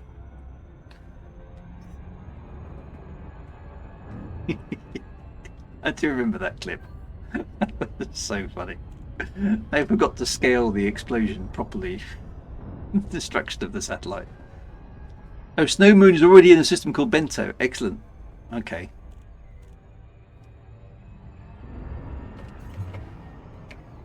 Cool.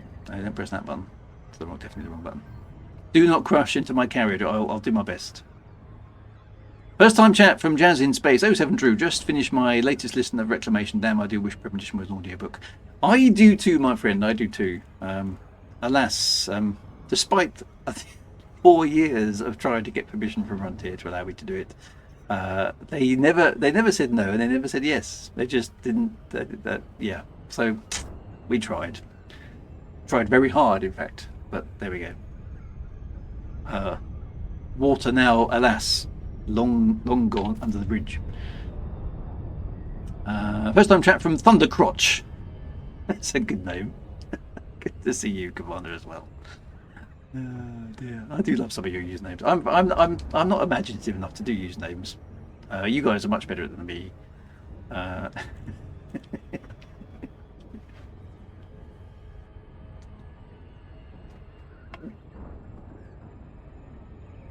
Oh, Cyberdarmy's on his way, but his Python Mark II doesn't have very good range.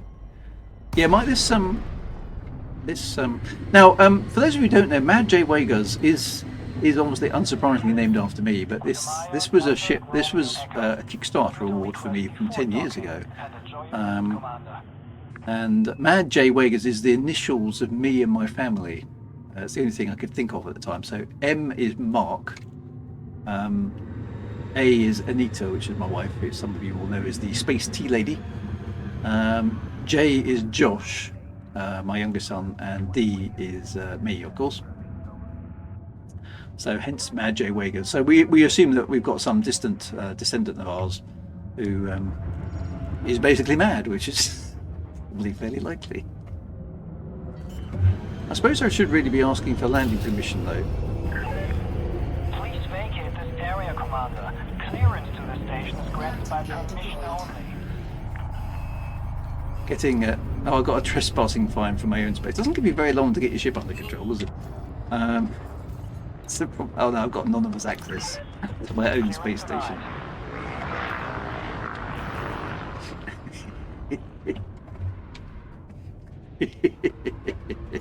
They should. I feel they should know who the hell I am. Oh, hang on. Oh, now I'm in trouble. I can't dock. Yeah, they do know who it is. Oh no, I've got another fine. Reports of heavy traffic around this facility. Well, that's because there's a massive Imperial cutter jamming your entrance, mate. Landing permission denied. Oh, let me into my space station. Ah dear. Right, I suppose I've got to get a certain distance away again. It's the bagpipes, isn't it? That's what's happened.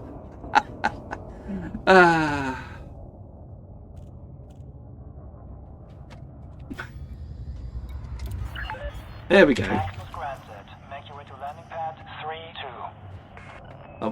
I'm on my way. That was funny. I was only doing that to give Cyberdarmy a chance to catch up, you understand? Really scripted. Just like Frontier's stream. It's all part of the show.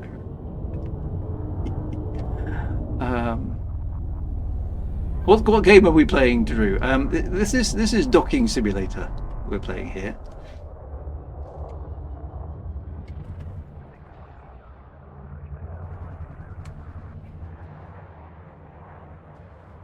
Or Drew Wagar's Incompetence Simulator.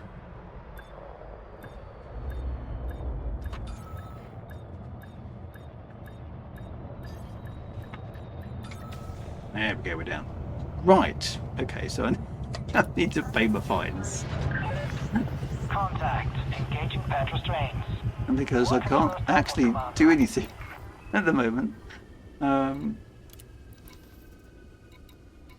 I have myself in?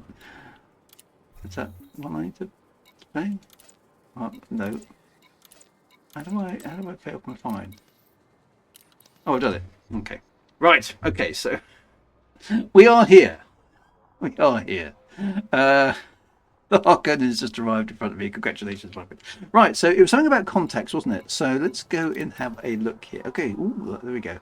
System colonization contact Adjahaya Frost, which is an interesting number of A's in her first name, but there we are.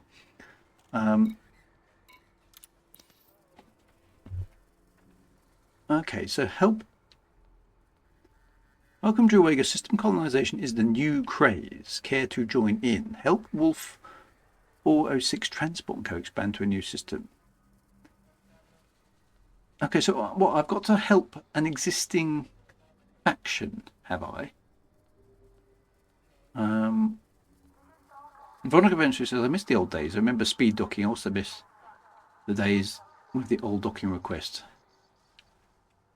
Yeah, that's true. Okay, so I have to... Why can't I just do it for me?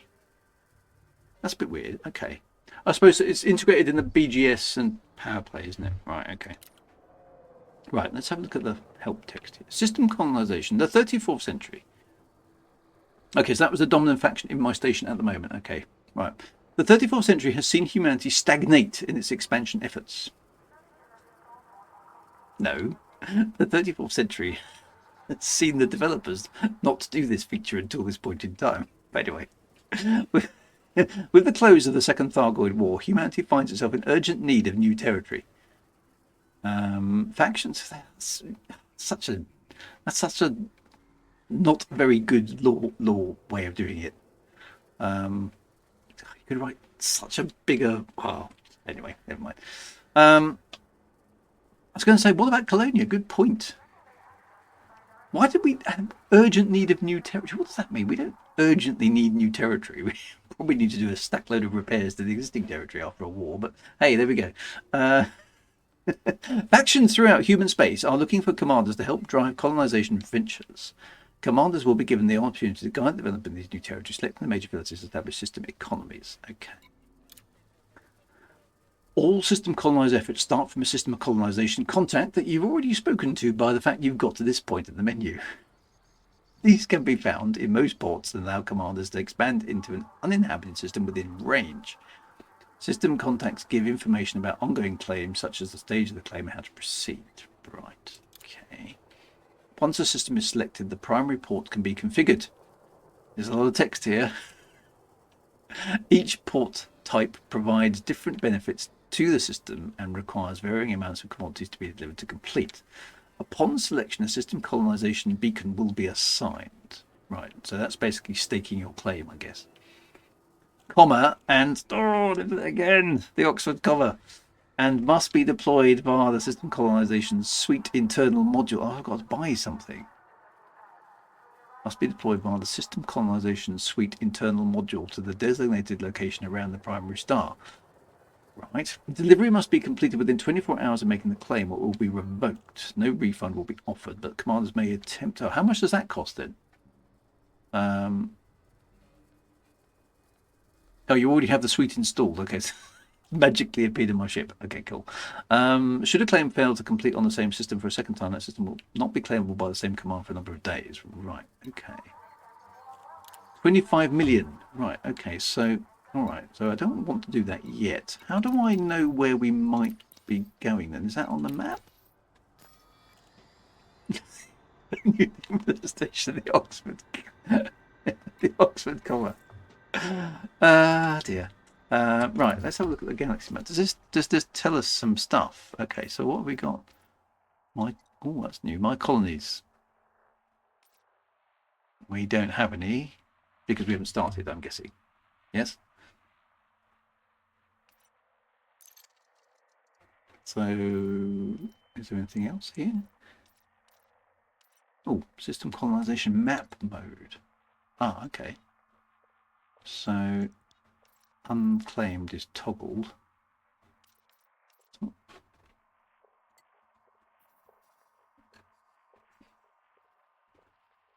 That doesn't seem to be doing anything. Oh, there we go. There we go. So, okay, so that's off. So that's basically, so what this is showing us is all of the systems that we could expand into from here.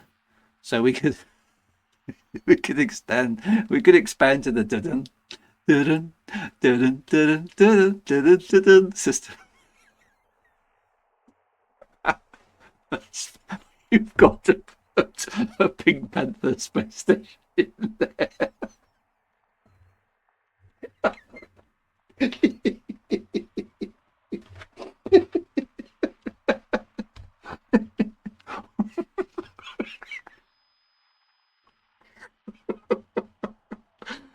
Oh dear. Exclusive.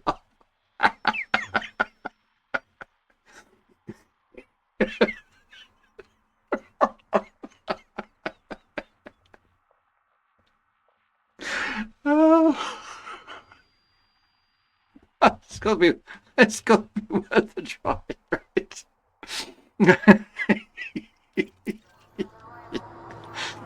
Right, okay, so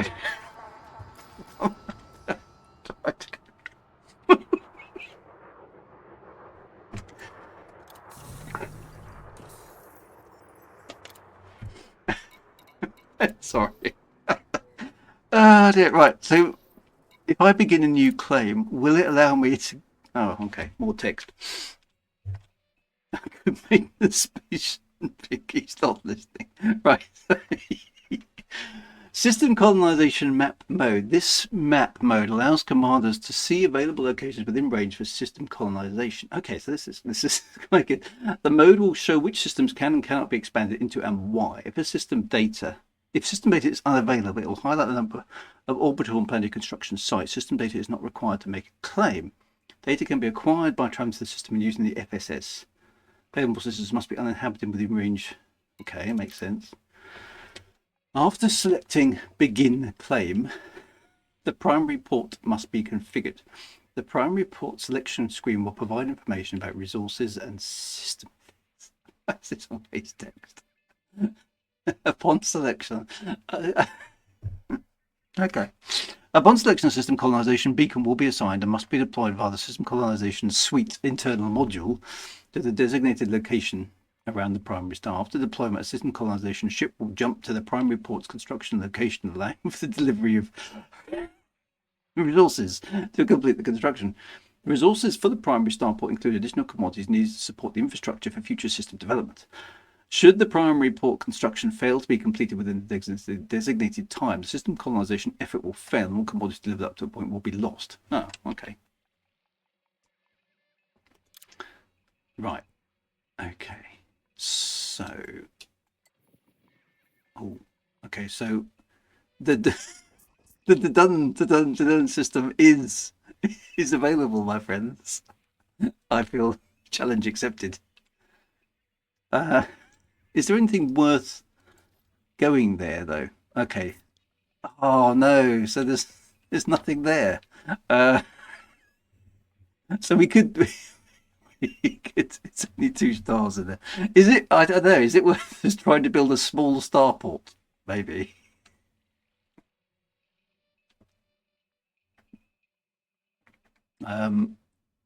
Orbital construction site. What does one question mark mean there? Is it so funny it's worth 25 million? That's a very good question. What is you need to research? The name is more important than the real. I tend to agree, actually. 25 million isn't very much anyway, is it? Okay, so it's basically saying we could have one space station. So it's literally okay. There's a fleet carrier, then one space station. I think we do it. We've got to do it, haven't we? So configure primary port. Okay, so we could we could just make an outpost, couldn't we? Because it doesn't matter. Okay, they're both the same price. Tier 2, so Coriolis or an asteroid base.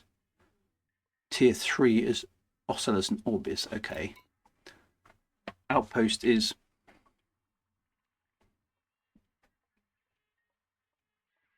starports require. You could do an asteroid, but we could just go for. I think a small outpost called the Pink Panther would be quite. Yeah. Let's go for tier 1. What should we go for? Commercial. Oh, we don't get an option there. Looks like asteroid base might be grayed out actually. So we could go for that. Let's do that. How do I got click? Oh, I see. Right. Then I choose what. And then it won't have large landing ports either, have I? We could have a criminal outpost. I suppose. Is the Big Panther a criminal? Oh dear. What's the best one?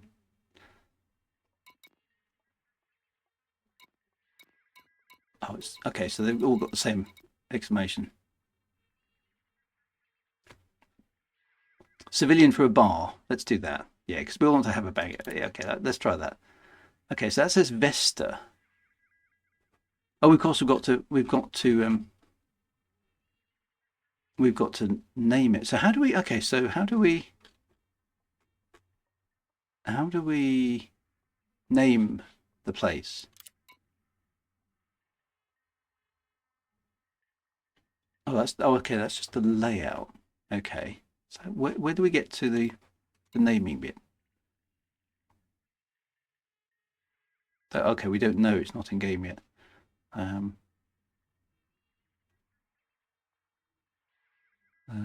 Okay.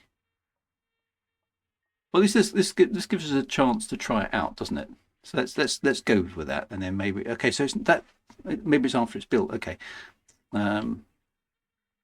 So let's try building that then. Right. Okay. So system successfully claimed. The done system.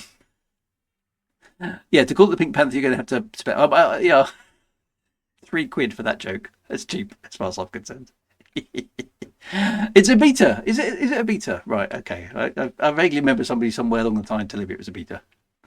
Right. The system map highlights active construction projects in the system, showing where commanders can deliver resources to help complete facilities. These construction sites will pay above the galactic average for delivered resources when completed and provide benefits for the system. Okay. So we've got to haul some stuff.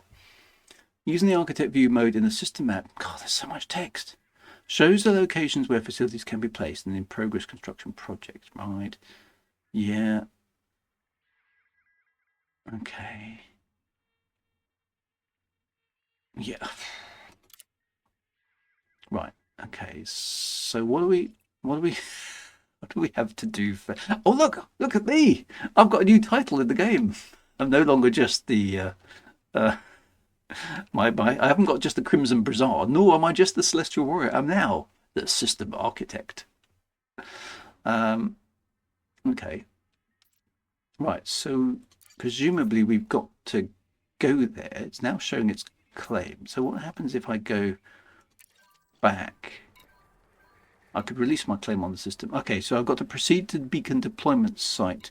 Deliver the claim beacon to the system you have chosen. Failure to do so in a lot of time will void your claim. Right, so we've got to go there and deploy a beacon. So have I got one in the ship now? Does it automatically put one in? Got some limpets. Do I have to buy it, or is it a thing? Oh, is it that? SC suite? Is that the thing? Let's put that on the file group just so we know. Have I got to buy something? The thing the thing is the thing. Have I got to okay. No need to buy anything, right, yet. Okay, so I've just spent 25 million on the claim, so I'm going to have to go to the dun system.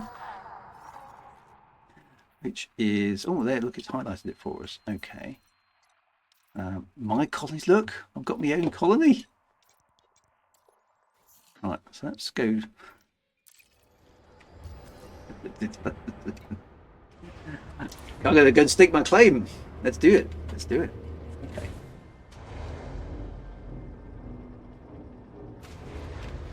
Could be more fun.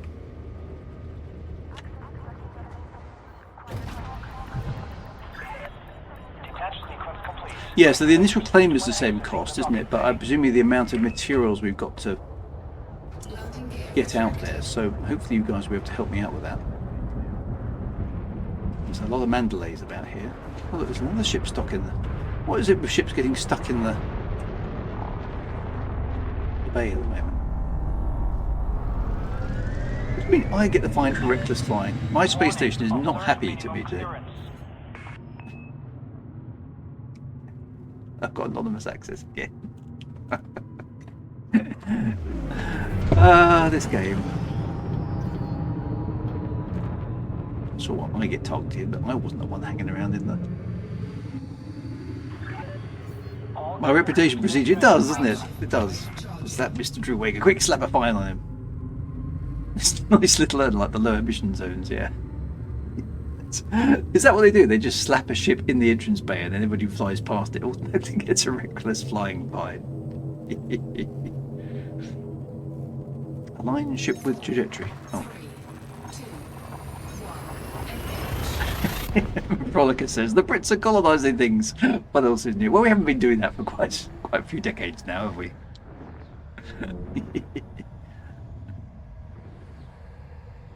Right, so I've got to fly out here and what? Incoming message. Ooh, okay. Claim system reached. Proceed to beacon deployment site. So presumably that is in here. There we go. Look, this is quite fun. Okay, provide system information on a scan. Okay. So, I just okay. This so far it's working. Fuel scooping. Fuel scoop disengaged.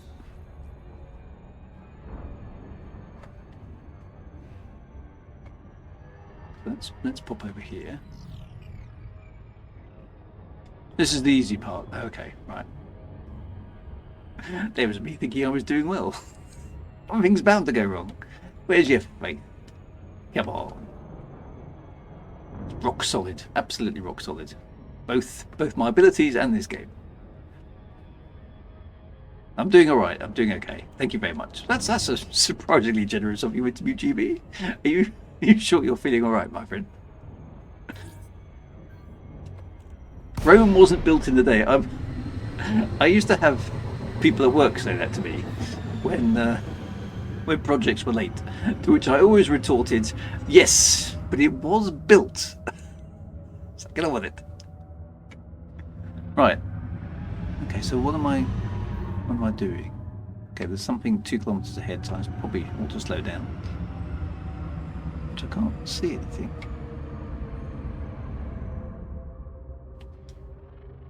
There's nothing here. It's just a...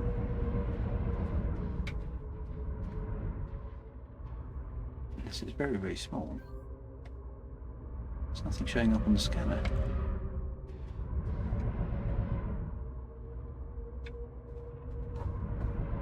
Oh, whatever that was, it just disappeared. We seem to be on top of it, so what do I do now then? Deploy the beacon. Okay, so I've got SC launch suite on. Which mode do I need?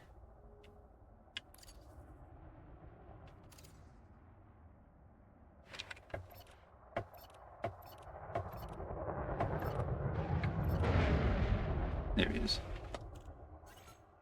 Cannot deploy system colonized beacon. Must be aiming at the deployment loop. I thought I was. Well, I am. Look, I'm just right in the middle of me.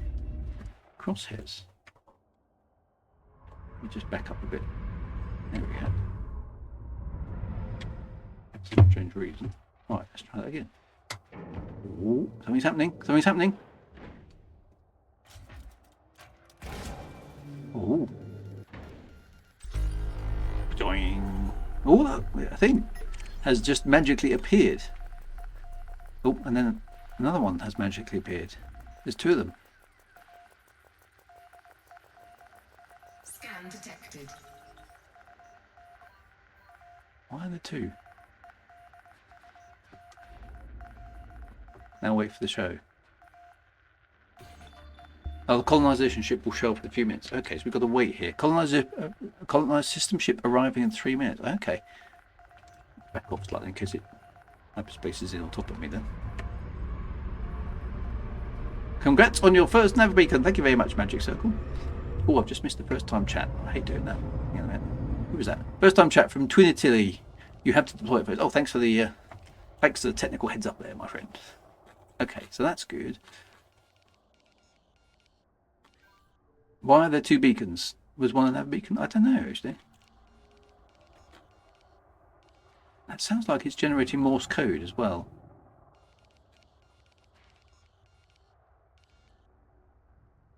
What's it saying? Oh.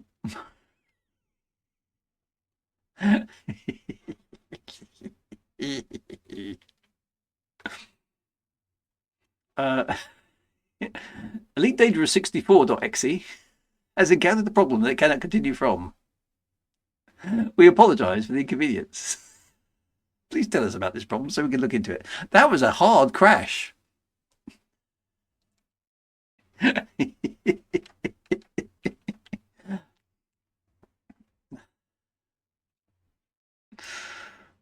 broke the game.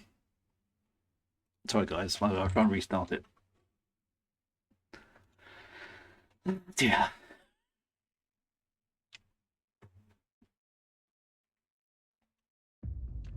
It's coming back. It's coming back.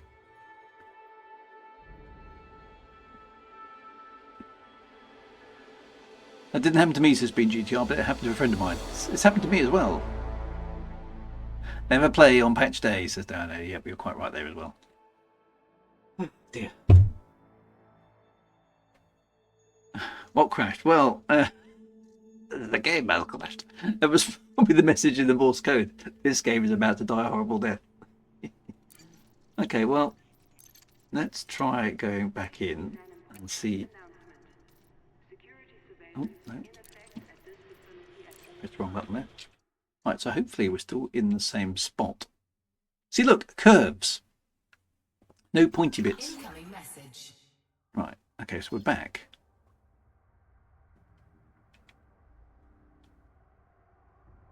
Colonisation ship arriving in 30 seconds. Okay, so I'm now 5 kilometres from the beacon, which is still sending Morse code by the sound of it. Somebody is going to be able to tell us what that is.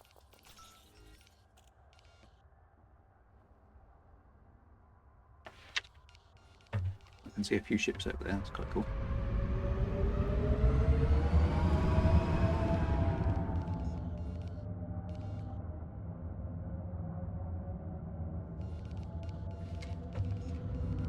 Colony ship won't come here. Why won't it? Why won't it come? It should do, shouldn't it? Oh, the ship doesn't arrive here. Oh, okay, we've got to go somewhere else. Oh, I see. There we go, right, okay, so it's 5 light seconds away. Right, okay, let's go there then. So it's sort of arrived off camera, as it were.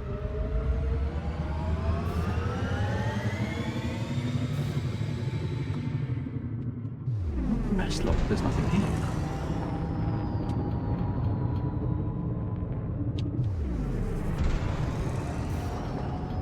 Are we mess locked? No, we're not mess locked. What were we mess locked by? Frameshift drive charging. Okay, anyway, seems we've got away from it. 3, 2. Oh, it's usually just the system name in Morse code. Okay, that's quite nice. Were we near the star? Those two nav beacons were super dense. They were.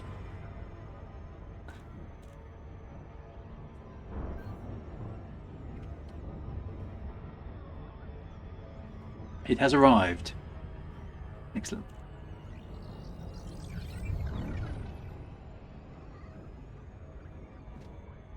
It's the heaviness of the concept. I'm not sure you're aware of the gravity of your situation.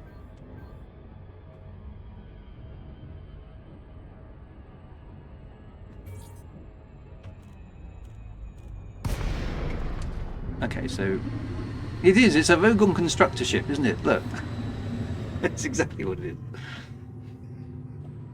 A pathetic bloody planet. No sympathy at all. Right. Okay. So the colony construction ship has arrived. So okay. What do we do now? Do we dock with it?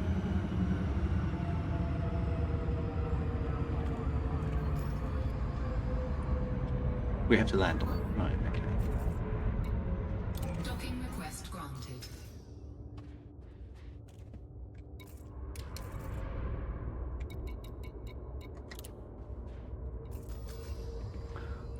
Where's the landing pad?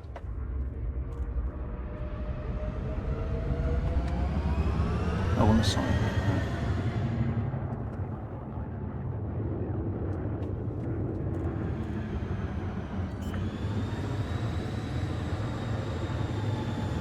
Top, I guess. Landing gear deployed.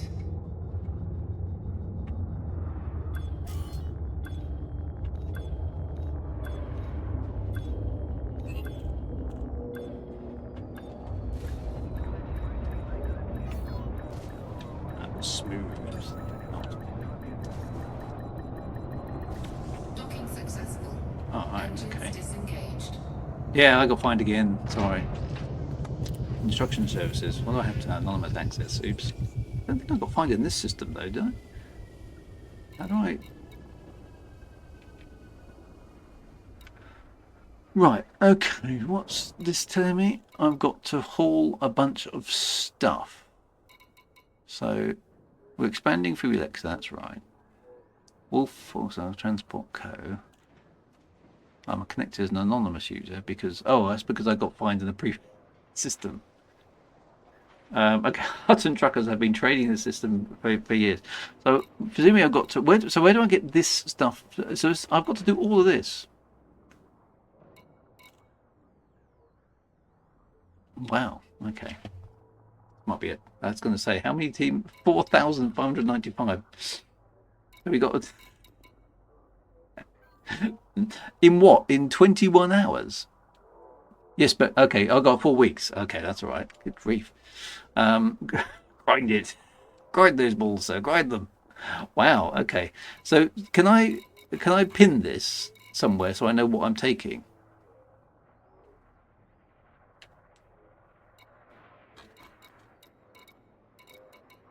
That's a lot of stuff, isn't it? I hope I have friends.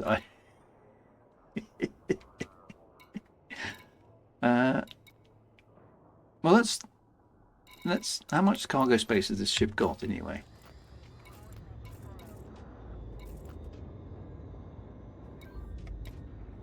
I've got 256 tons of cargo space. So okay, that's better than nothing, isn't it? Okay, so what do I? Okay, you can see what you need on the system map. Okay, well let's go. In that case, presumably, I'll go back to Ship released. Engines Alexia first. A cutter can hold 720 tons. Yeah, okay. Yeah, I might need to strip it out a bit to do this. What do I need? All the stuff that was on that screen is what I need. Somebody needs to get the Type 9. So if anybody fancies a few cargo runs, feel free, my friend. Okay, so we've done that, haven't we?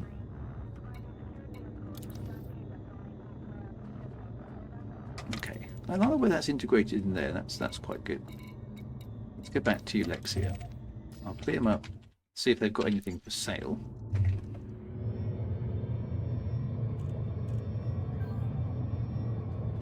cannot comply. Landing gear retracted. So let's try and do at least some of it on stream. Drive Charging. Let's all jump in and get the station done fast. Yes, that's the sort of can-do attitude I like to hear. What did I expect? Well, I suppose, yes. Okay, so anybody who fancies doing that. So do I have to invite people to help me, or can anyone just turn up and rock and roll? Because the objective here is to make the Pink Panther outpost. It's a cheap joke. Well, she's not actually. It's going to cost me £3, but I think it's worth doing. Fuel scooping. Let's go to Mad J Wagars in the first instance. So, do I have to invite you guys to help me out, or can you just do it? I think they said anyone can flog commodities. Well, try. Some of you try doing it and see what happens. Okay, Commander Zimir says he would assist, but he's holding for his own one at the moment. Okay, so you just get paid. Okay, well, that's better than nothing, right? You'll have my eternal gratitude as well. I'll put a little plaque in the bar with all the names of the people. I should have chosen an outpost instead. Is that you didn't choose an outpost, Commander Zivius? Because presumably the requirement, because presumably the outpost is the easiest one to do, I'm guessing. Yeah, anybody who helps me gets free beers at the bar when beers become available at the bar.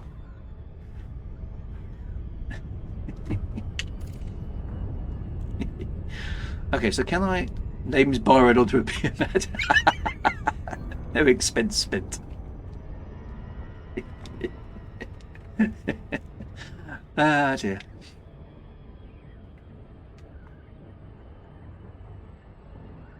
An outpost needs about 18 kilotons, whereas the biggest station needs over 200. Wow. Well, let's just try and do some hauling and see how we do. Okay, so the easy part is basically deploying the beacon. Then you basically just got to do hauling of stuff. Well, let's see if the space station will allow me in. Gutamaya, Delta, Romeo, Echo. Submit a request before docking and enjoy your visit, Commander. Landing permitted. Make your way to landing pad 17. Oh, they're friendly to me, aren't they? The voice has changed as well. I'm sure I thought I had a lady before at Mad J Wagars, but anyway, never mind. My ship is apparently totally out of control. Where's it going? Where is my ship going? Its lateral thrusters don't seem to be doing anything at all. What happened there?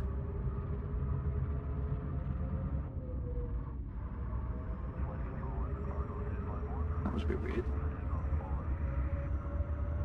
Apparently I'm hostile here. Because of power play, I'm hostile. This is quite an interesting thing. Look, because of power play, I'm hostile because this isn't a friendly system to the power play faction I'm supporting. But this, the HUD is showing green because I'm known here. I've done some trading here before, so that's slightly interesting combination of stuffs. It is a bit drifty, this ship. It was like super drifty there, wasn't it? And what was going on there? No, we don't do docking computers.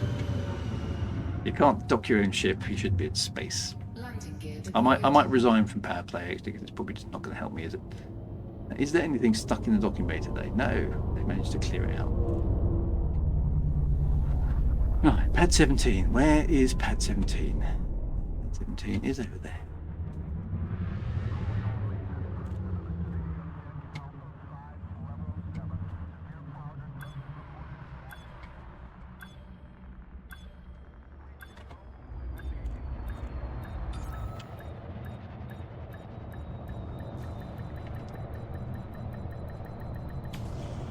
Right. So let me go and have a look at my. Ship is on deck. Initiate system shut down. Glad you arrived safely, Fine, Commander. never mind. I'm trying to help you guys out. Stop finding me. Right.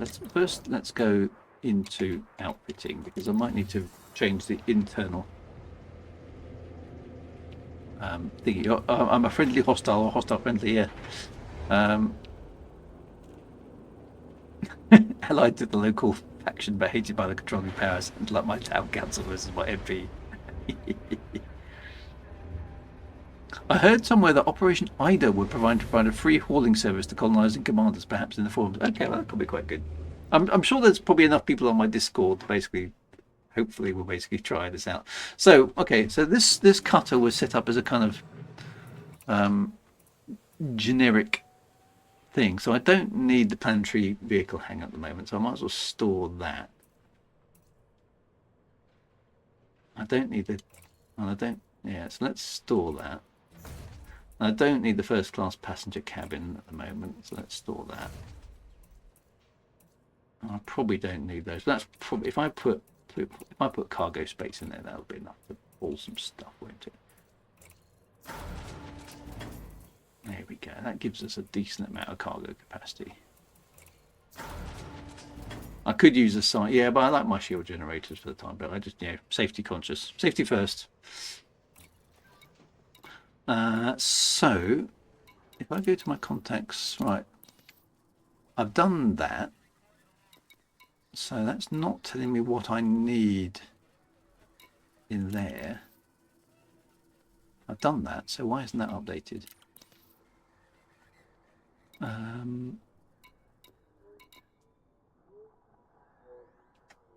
I've got to go to the system. I've got to go to the system and release the beacon, which I already have. No, I've done that bit, haven't I? I'm confused now. How do I know what to take there? There's nothing to buy from the market here at all, according to that. Where's all the stuff? Look at the map. Okay. Look at the map. Everyone's saying, look at the map. You competent dude. Oh, okay. So my colonies, right. Okay, there we go. Done system. Deliver and deploy the system colonization beacon. Well, we've done that, haven't we? Completing 10 facilities have got discounts across the market. Hot route focus location. Look at the blue. Well.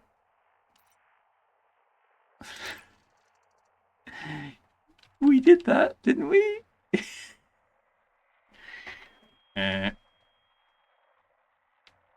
Right menu. Left menu. More left blue icon. What?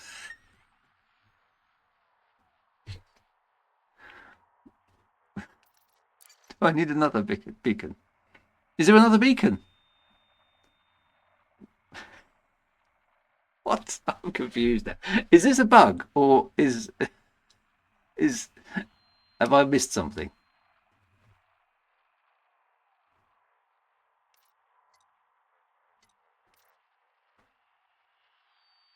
The blue icon on... Oh, there. Right, sorry. That one. It says deploy claim beacon, doesn't it? It hasn't... For whatever reason, it thinks I haven't done that. Despite the fact... Oh, 2 came out. One is for the station location, one was to claim the hosses. Oh, so have I got to go and do it again? Okay, let's go back and try and investigate then.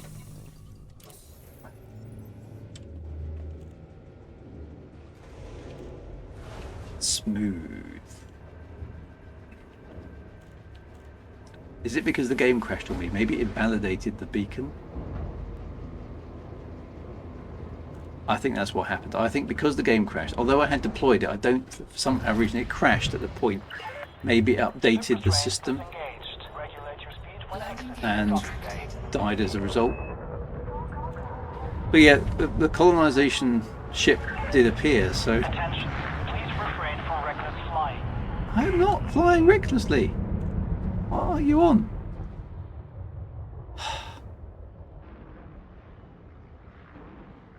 Well, I've got an extra pip. Oh yeah, that's because of the...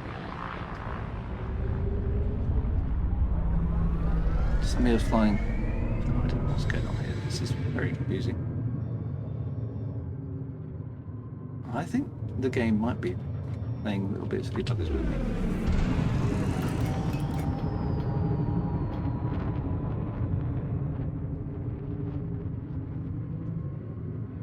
Okay, so I have got an Nara account. We might try that in a bit.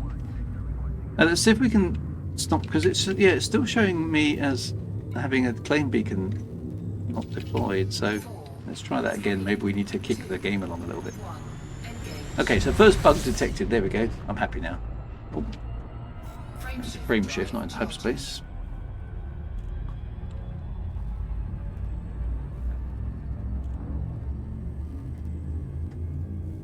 When the new megaships deploy next week, this will be easier. Fingers crossed. 4, 3, 2, 1. It's 1 hour for a carrier jump, isn't it? Wow. Okay.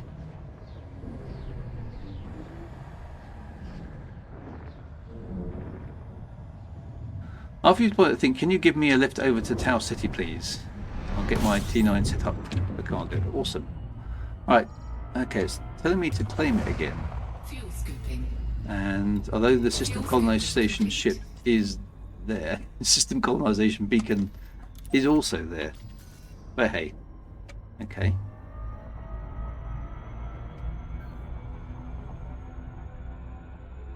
Let's try again. Oh, you're in my flight deck, are you? Sorry. Yes, of course you're on board, aren't you? Tau City. I can drop you off there, I'm sure.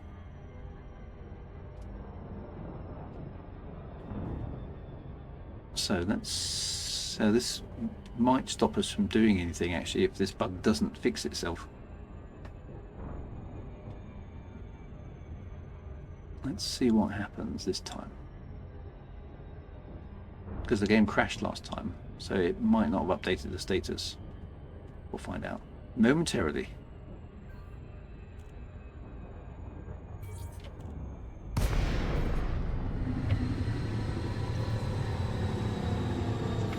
So we're here.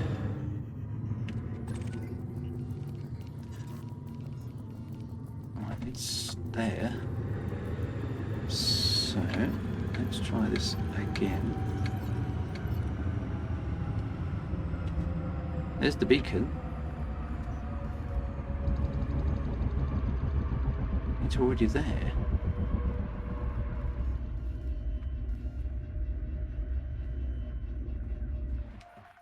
It says I can do it again. Let's try. What's going to happen this time? I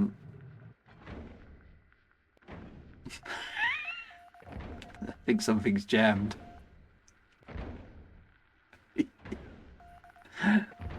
It's whatever it's doing. It's not. It's not launching.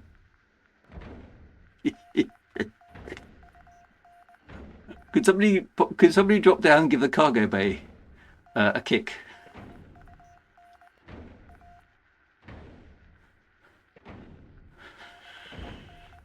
I think it's stuck.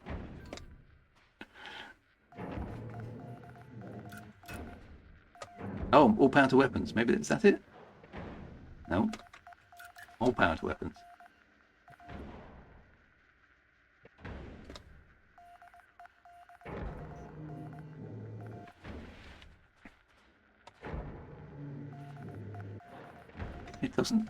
It doesn't. Try Commander Englow's advice. What's that? System map, carry a list of mats. Oh, sorry. System map.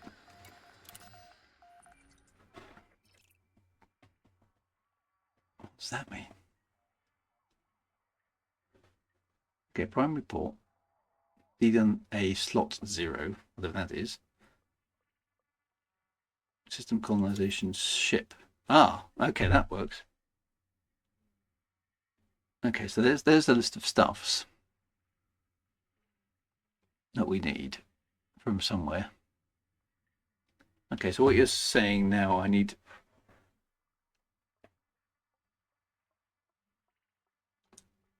some aluminium or something. How much cargo space have I got? Let's try and get the first one done. I'm going to do the aluminium. I wonder if it expires. Well, is it? The beacon is all good. Yeah, okay, so the beacon is deployed, but it hasn't A, it hasn't updated my mission.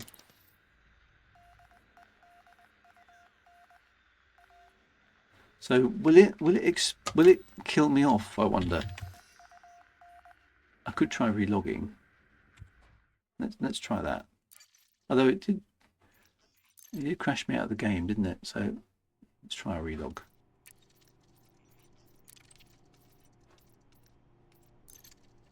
We'll know in 24 hours. It will reset after the first mat's delivered. Oh, sorry, I probably just knocked Cyber Army out of my spaceship. No, the mission is still there. How much does it cost? 25 million it cost, Jake. Okay, so I'm going to try and do the aluminium. So let me fire up Inara. And I'm looking for commodities. I want to buy... I'm in the Eurydice system.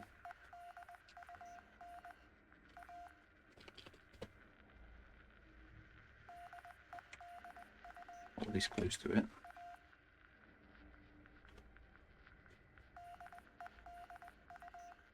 Why is that not showing up? Oh, it's Eulexia. Good.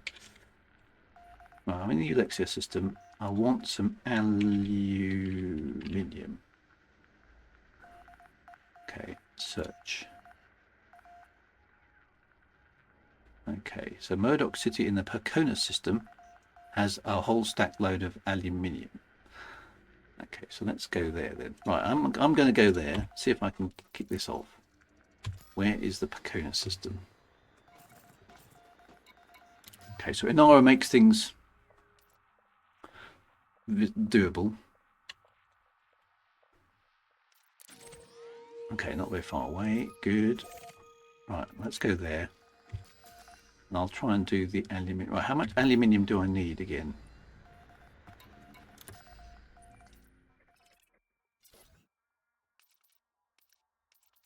What was it again?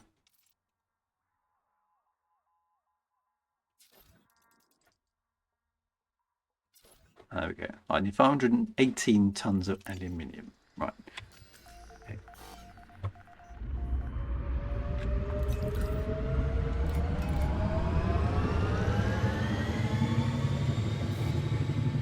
Alora Unofficial, drops enabled on the stream. I believe they are. First time chat. Welcome to you anyway for popping on the stream. I believe they are enabled. We've been running. Do you know how long we have to be running for you to get the things, the drops?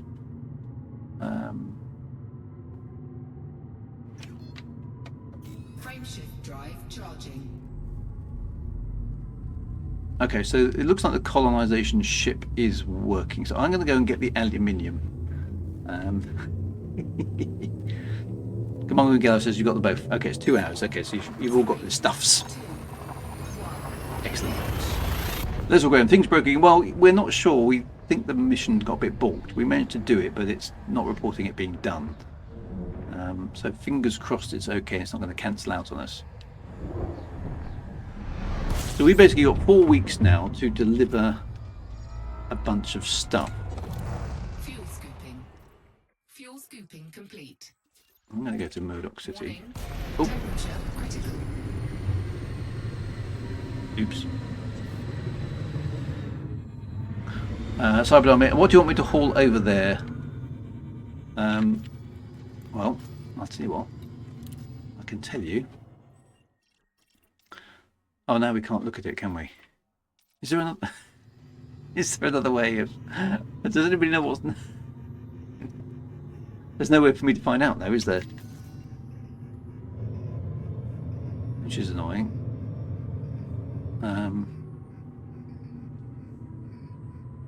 Oh, sorry that you've had a headache there, little Graham.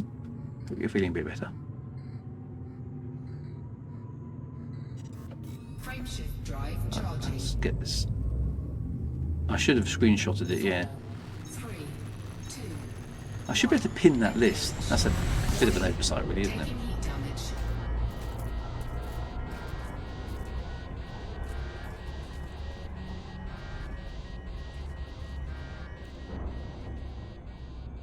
Go on transactions. Ah, is that under there? No, it doesn't show there because it's unfortunately it's stuck. Yeah, next time I've got the option, I can't get to it now because I'm not in the system, am I? Oh, unless it shows up on. Does it show? If I go onto the galaxy map, will that work? If I go back to the Didun system, there we go, and then look at the system map. There we go. That's the way to do it. Right, there we go. Okay, that's what I need. Annoyingly, I can't. Oh, somebody's already done some stuff. Look, 3%. So CMM composites. Let me do a screenshot. Hang on, it's a very good idea.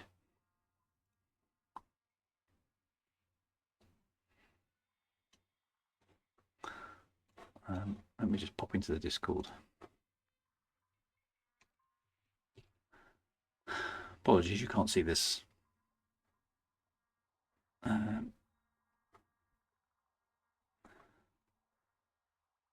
Right. Where should I put this? Okay. We're going to attempt to build the Pink Panther outpost in the system.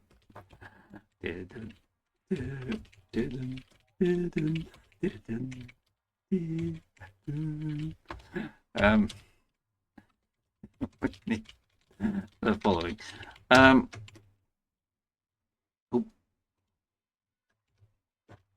And I can't screen grab it all in one go, of course, because user interface. So I'm going to scroll that down and then screen grab it again, which is just horrible. That's very unfriendly, isn't it? There we go. Right, it's in the Discord, my friends. Okay, so well, I'm heading for Modoc Station, aren't I? That's what I'm trying to get to, which I'm now lost.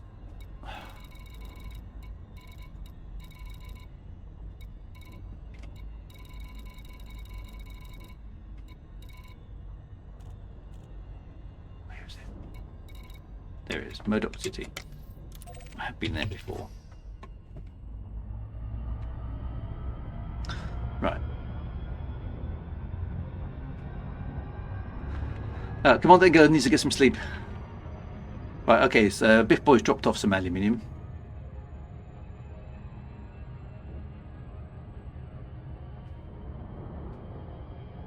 I feel a MIDI rendition of the Pink Panther theme coming in the future stream. I think that's a very, very good idea indeed.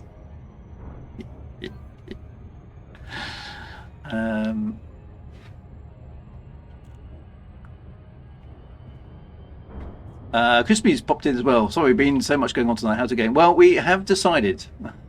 We went across to Mad J Wagar's, which is in the Alexia system, and discovered that we could expand into the Didun system. Or what I've now decided to call the Didun system, and we're going to attempt the construction of the Pink Panther outpost in said system. With bagpipes, obviously. Right, hang on. I say now you're confusing me, Biff Boy. Okay, you've dropped off 32 aluminium, and there were 518. So you're asking me to do some remedial maths now. Or is it the Didun system? Just remember, everyone to carry out deliveries in Drew's private group. Is that required? I don't know. Maybe it is. We're gonna make the Pink Panther outpost in the Didun system. Oh, it's just safer. Okay, yeah. So the Drew Wagar private group is safe if you want to do some collaborative work. Yep, we generally have a no fire rule in the group. I think most people in there understand that. Oh, Modoc City's miles away, isn't it? All I need is a SCO drive here. So yeah, if you check what commodities are needed. Well, yeah, there's no bankers. I'm not aware anybody in my private group is a banker. They might be. What have you got against people who work in financial services anyway, Biff Boy? Oh, you mean gankers? Oh, I see. Blockspot says I'm a banker. There we are.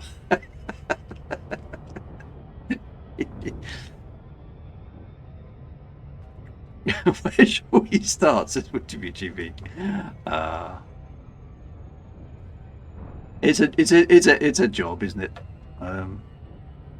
We've all got to earn a crust. Why didn't I pick one? A SCO driver, I assume you mean. Yes, I probably should have done, shouldn't I? Crispy77 says, what a show tonight by FTF, going to be a great year. To be fair, there was a decent amount of content in their stream. So yes, we'll give it a thumbs up for the content. It was the content was good. Content was encouraging. New ships, new features, the spiritual successor to Squadrons, which is called, what was it called again? Vanguards. There's a new Gutamaya ship called the Corsair, which looks a little bit like a parrot, but I'm sure we'll go to love it.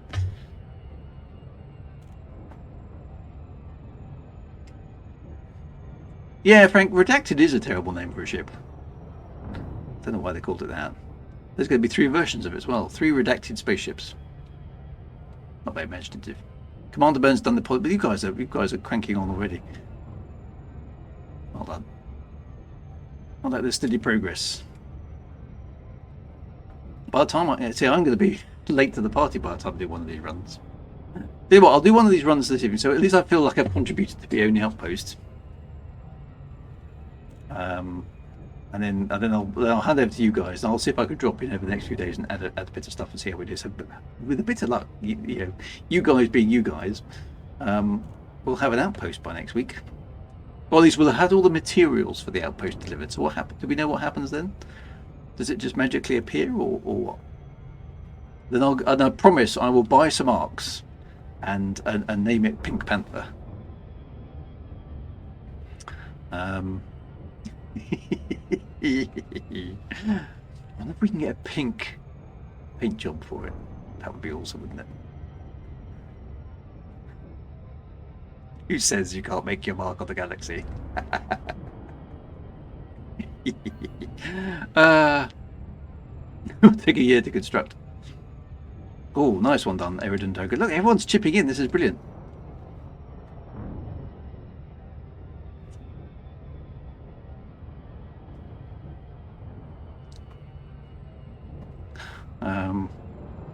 Yes, you can. Coming soon, so they say. You know, I think this outpost, when it arrives, I think it'll be. Oh, I've just done a blooper shame. And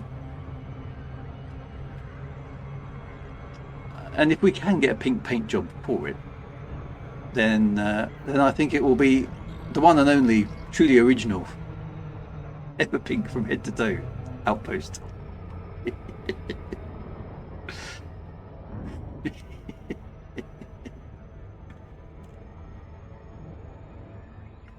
Who's in the Pink Panther films? Who's the poor guy who keeps getting beat? Who attacks the Pink Panther? No, Inspector Clouseau, and always gets beaten up. What's his name? Kato. That's right, Kato. Shame we can't have another space in there, because we could have Kato just around the corner, couldn't we?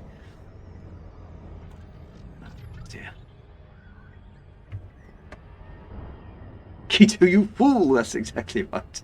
Don't attack me. I'm in the middle of reading my newspaper. It's far too obvious. Right, I'm going to try and get some aluminium. Does anybody... Actually, I'll investigate when I land how much aluminium I have to buy. Oh, okay. That's such good films. Ah, dear. Right.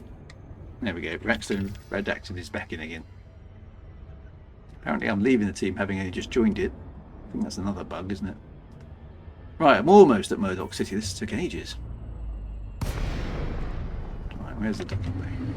Of course, it's on the other side of the space station. Gutamaya Delta Romeo Echo. This is flight control. Please note Where'd you go? What do you want me to get? Well, that I'll be docking in a moment, my friend, and we will tell you. Landing permitted. Set down on landing pad 39. 3 what? Not 39. Look at my super drifty spaceship. Oh, it's awful, this spaceship. Look at it. What's it doing?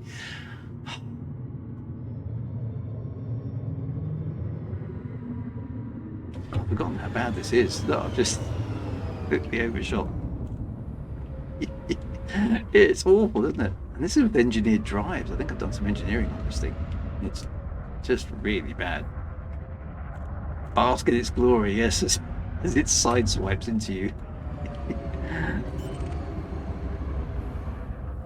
I don't fly this ship very often. You can probably tell that. Landing gear deployed.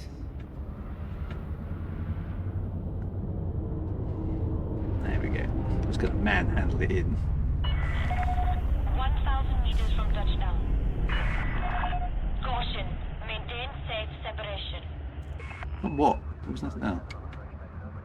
Come on, if an Imperial cutter's coming through the airlock, everybody should just get out of the way, shouldn't they? I mean, come on. What's the point of having an Imperial cutter otherwise?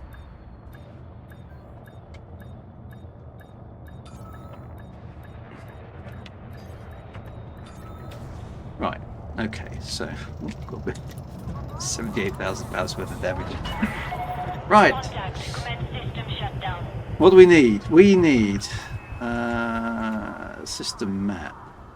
No, galaxy map.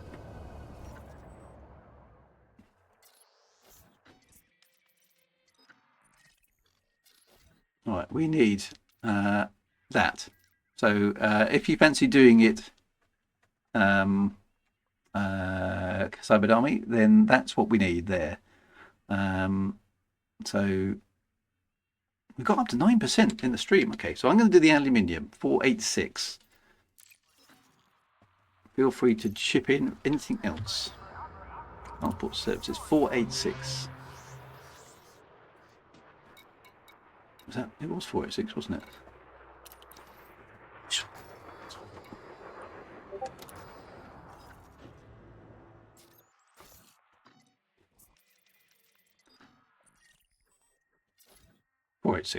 As in Intel. I need to remember that. Right, Intel 486. Right, okay. Right, aluminium by chemicals. Not a chemical.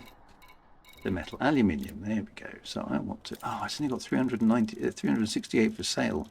Oh. Cargo hold at maximum capacity. Oh, is that the most I can carry? That would be why.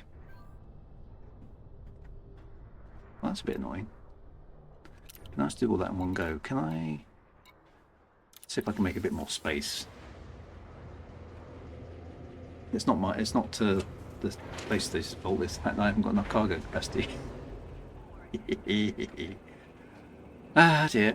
Let's see if there's anything else in my ship I can strip out just to add a bit of space. Oh, was it behind the chat text? Sorry. Just yeah, CMM composites. We seem to need loads of them for reasons. Right, I don't think I need the.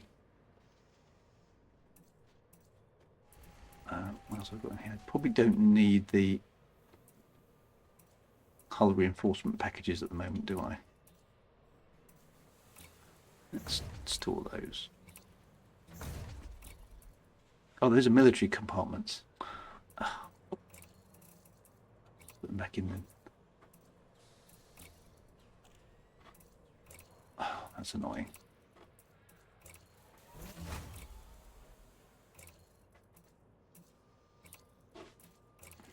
I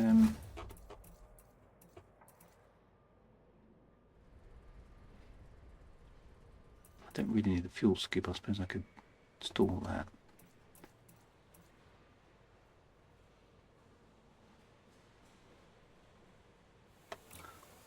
install that then. Put a cargo rank in there. Gives me another 64. Is that enough to take me up to the top?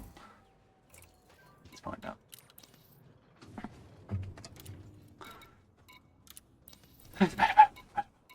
Aluminium. Another 64. 448. Oh, not enough.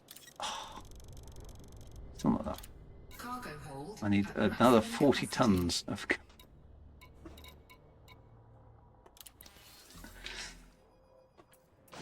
Yeah, I could swap the shield generator, I suppose. I just didn't want to.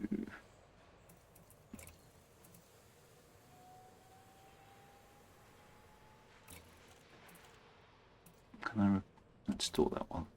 Moment then. I just need a shield generator just for this job, don't I?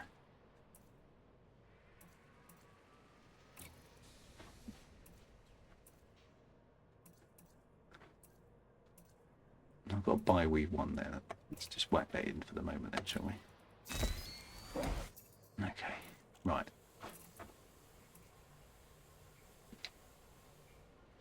Oh, no, that doesn't save me any space. Oh, don't know what I'm thinking there. No, I need to have the shield. Maybe not the shield cell bank.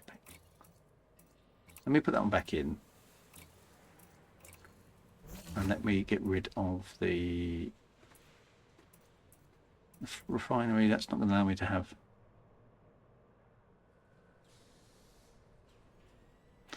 Oh, I see what you mean. Swap it into a class 6. I see. Yeah, I can't do that now because I'm full of cargo. That's going to be a pain. Let me save my Guardian booster. I can do without that for the time being. That gives me another 32. Is that enough? Yeah, I just need enough to do this aluminium run, and then I'll rethink everything properly. That gives me another 32. Where does that take me to? Cargo hold. Oh, I need at another maximum 6. capacity.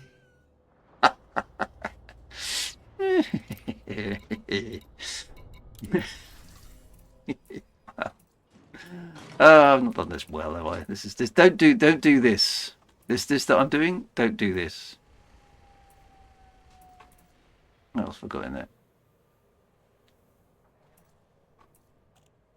I don't need the frame shift into it either. This. Right. Okay. So cargo rack. There we go. Right. I've got enough. I've got enough space to do it now. Let's go buy the aluminiums. No, how long we doing? 486, wasn't it? There we go. Buy. 486 done. Right, let's go deliver that.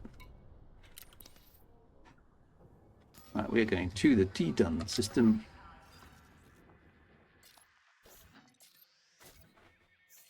And launch. I can tell it to play this game. No, I know. I need to. I do need to optimize. This problem is I'm playing it on stream as well. I'm making bad, rash decisions and stuff. I wasn't prepared for the thing. I've gutted my ship now. It's just full of cargo space. Landing gear retracted. Detach complete. You are clear to leave. Good. Thank you, my love.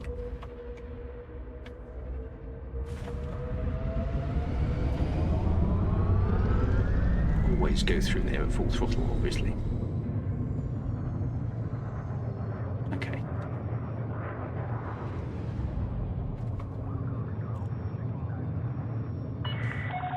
Allow for increased traffic flow in this sector, Commander.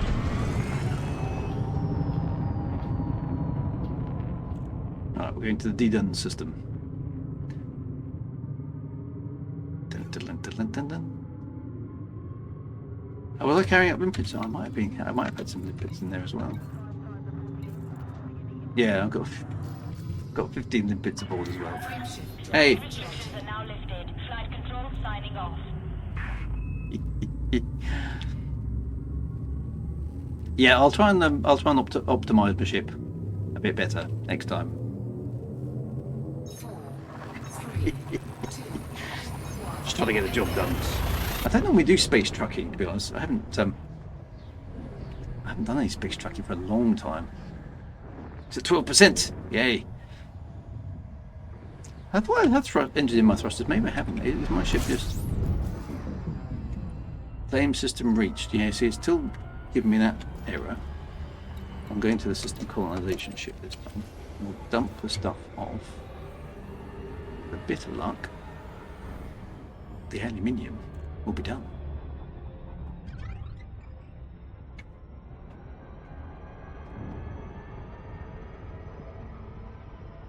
Limpets are not made of aluminium, unfortunately, though. Here we go. So, I mean, it's quite a bit of work, but if you're going to get the reward of being able to expand the system, put your own name on it, it's going to be worth it, isn't it? It's going to be very interesting to see how far people are prepared to grind for this. But I think they're going to be able to prepare to grind for quite a long way,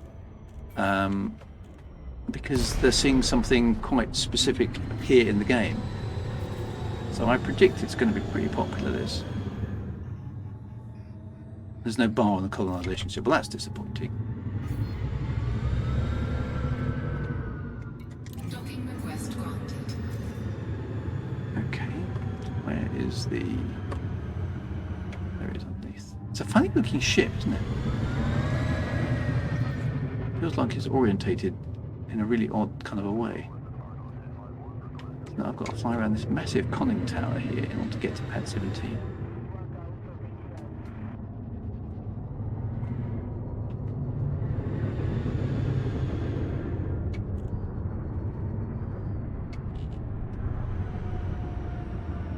Oh, where's engines?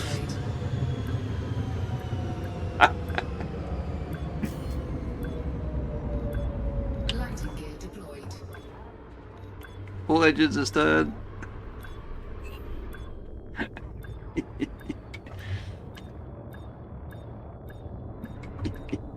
I am not used to flying this ship. I do apologise. Oh dear.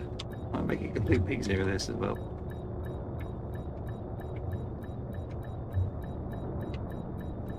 Oh, beast of a ship. I'm going to get myself a better ship next time for doing this job. It is not the ship for this job. System architect, just not trained pilot. Right, let's go here. Now, with a bit of luck, I've got all the aluminium we need for the job. Aluminium. So, transfer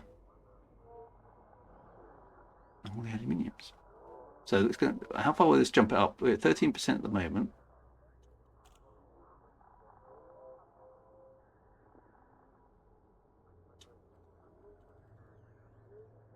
Why has it gone down to 438? Has somebody else dumped some aluminium in for me? Right, confirm transfer. Whoa! I moved it from 13% to 15%. Go me! It's not the trip. Oh, there was a transfer button. There was, wasn't there? Should have pressed that. Look at that! The aluminium is done. And we're at 15%. Oh, and he's dropped a few as well. Brilliant. Ah, well, that's actually pretty good. It'll be interesting to see. Hopefully, it doesn't bug out on us tomorrow morning and go, you didn't deploy the beacon. Oh, we did. It's on the stream. So anyway, well, I'm at almost 3 hours on the stream, so I'm gonna call it a night now because I've got to get up tomorrow morning as well. But if you guys don't mind carrying on with a bit of cargo transfer over the next few days, coordinated by the Discord, that would be awesome stuff. It's quite a nice collaborative. Yeah, it's good. I think. Yeah, and being able to, like you say, make your mark on the system is pretty good. I think if we can get the Pink Panther in the system, think we'll be doing very, very well. Another good reason for waiting until tomorrow, check it's not buggy. It might be worth just double checking that, I think. But it's doable, isn't it? It is doable. We should hopefully be able to have an outpost built before too long, one would hope. So let's see. Went to the trouble of adding a transfer all button, and you totally gloss over it.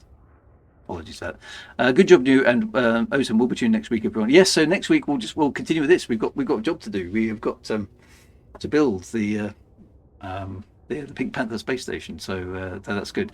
That'd be really good. Right. As is traditional, we need to find ourselves another streamer on Twitch who is currently streaming Elite Dangerous but doesn't have very many followers or viewers. So we have to meet in the Pink Panther bar. How cool will that be?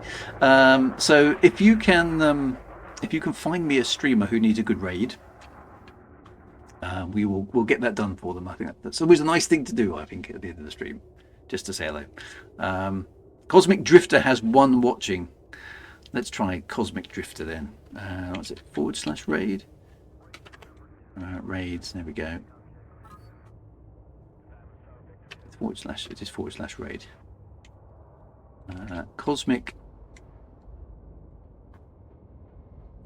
Cosmic Drifter. There we go. Right, I'm going to transfer you over to Cosmic Drifter. See you next week, my friends. Thank you very much for the help tonight. It's been good fun, and I hope you didn't mind my irreverent take on the active live stream. Take it easy, my friends. Be good, and keep space trucking.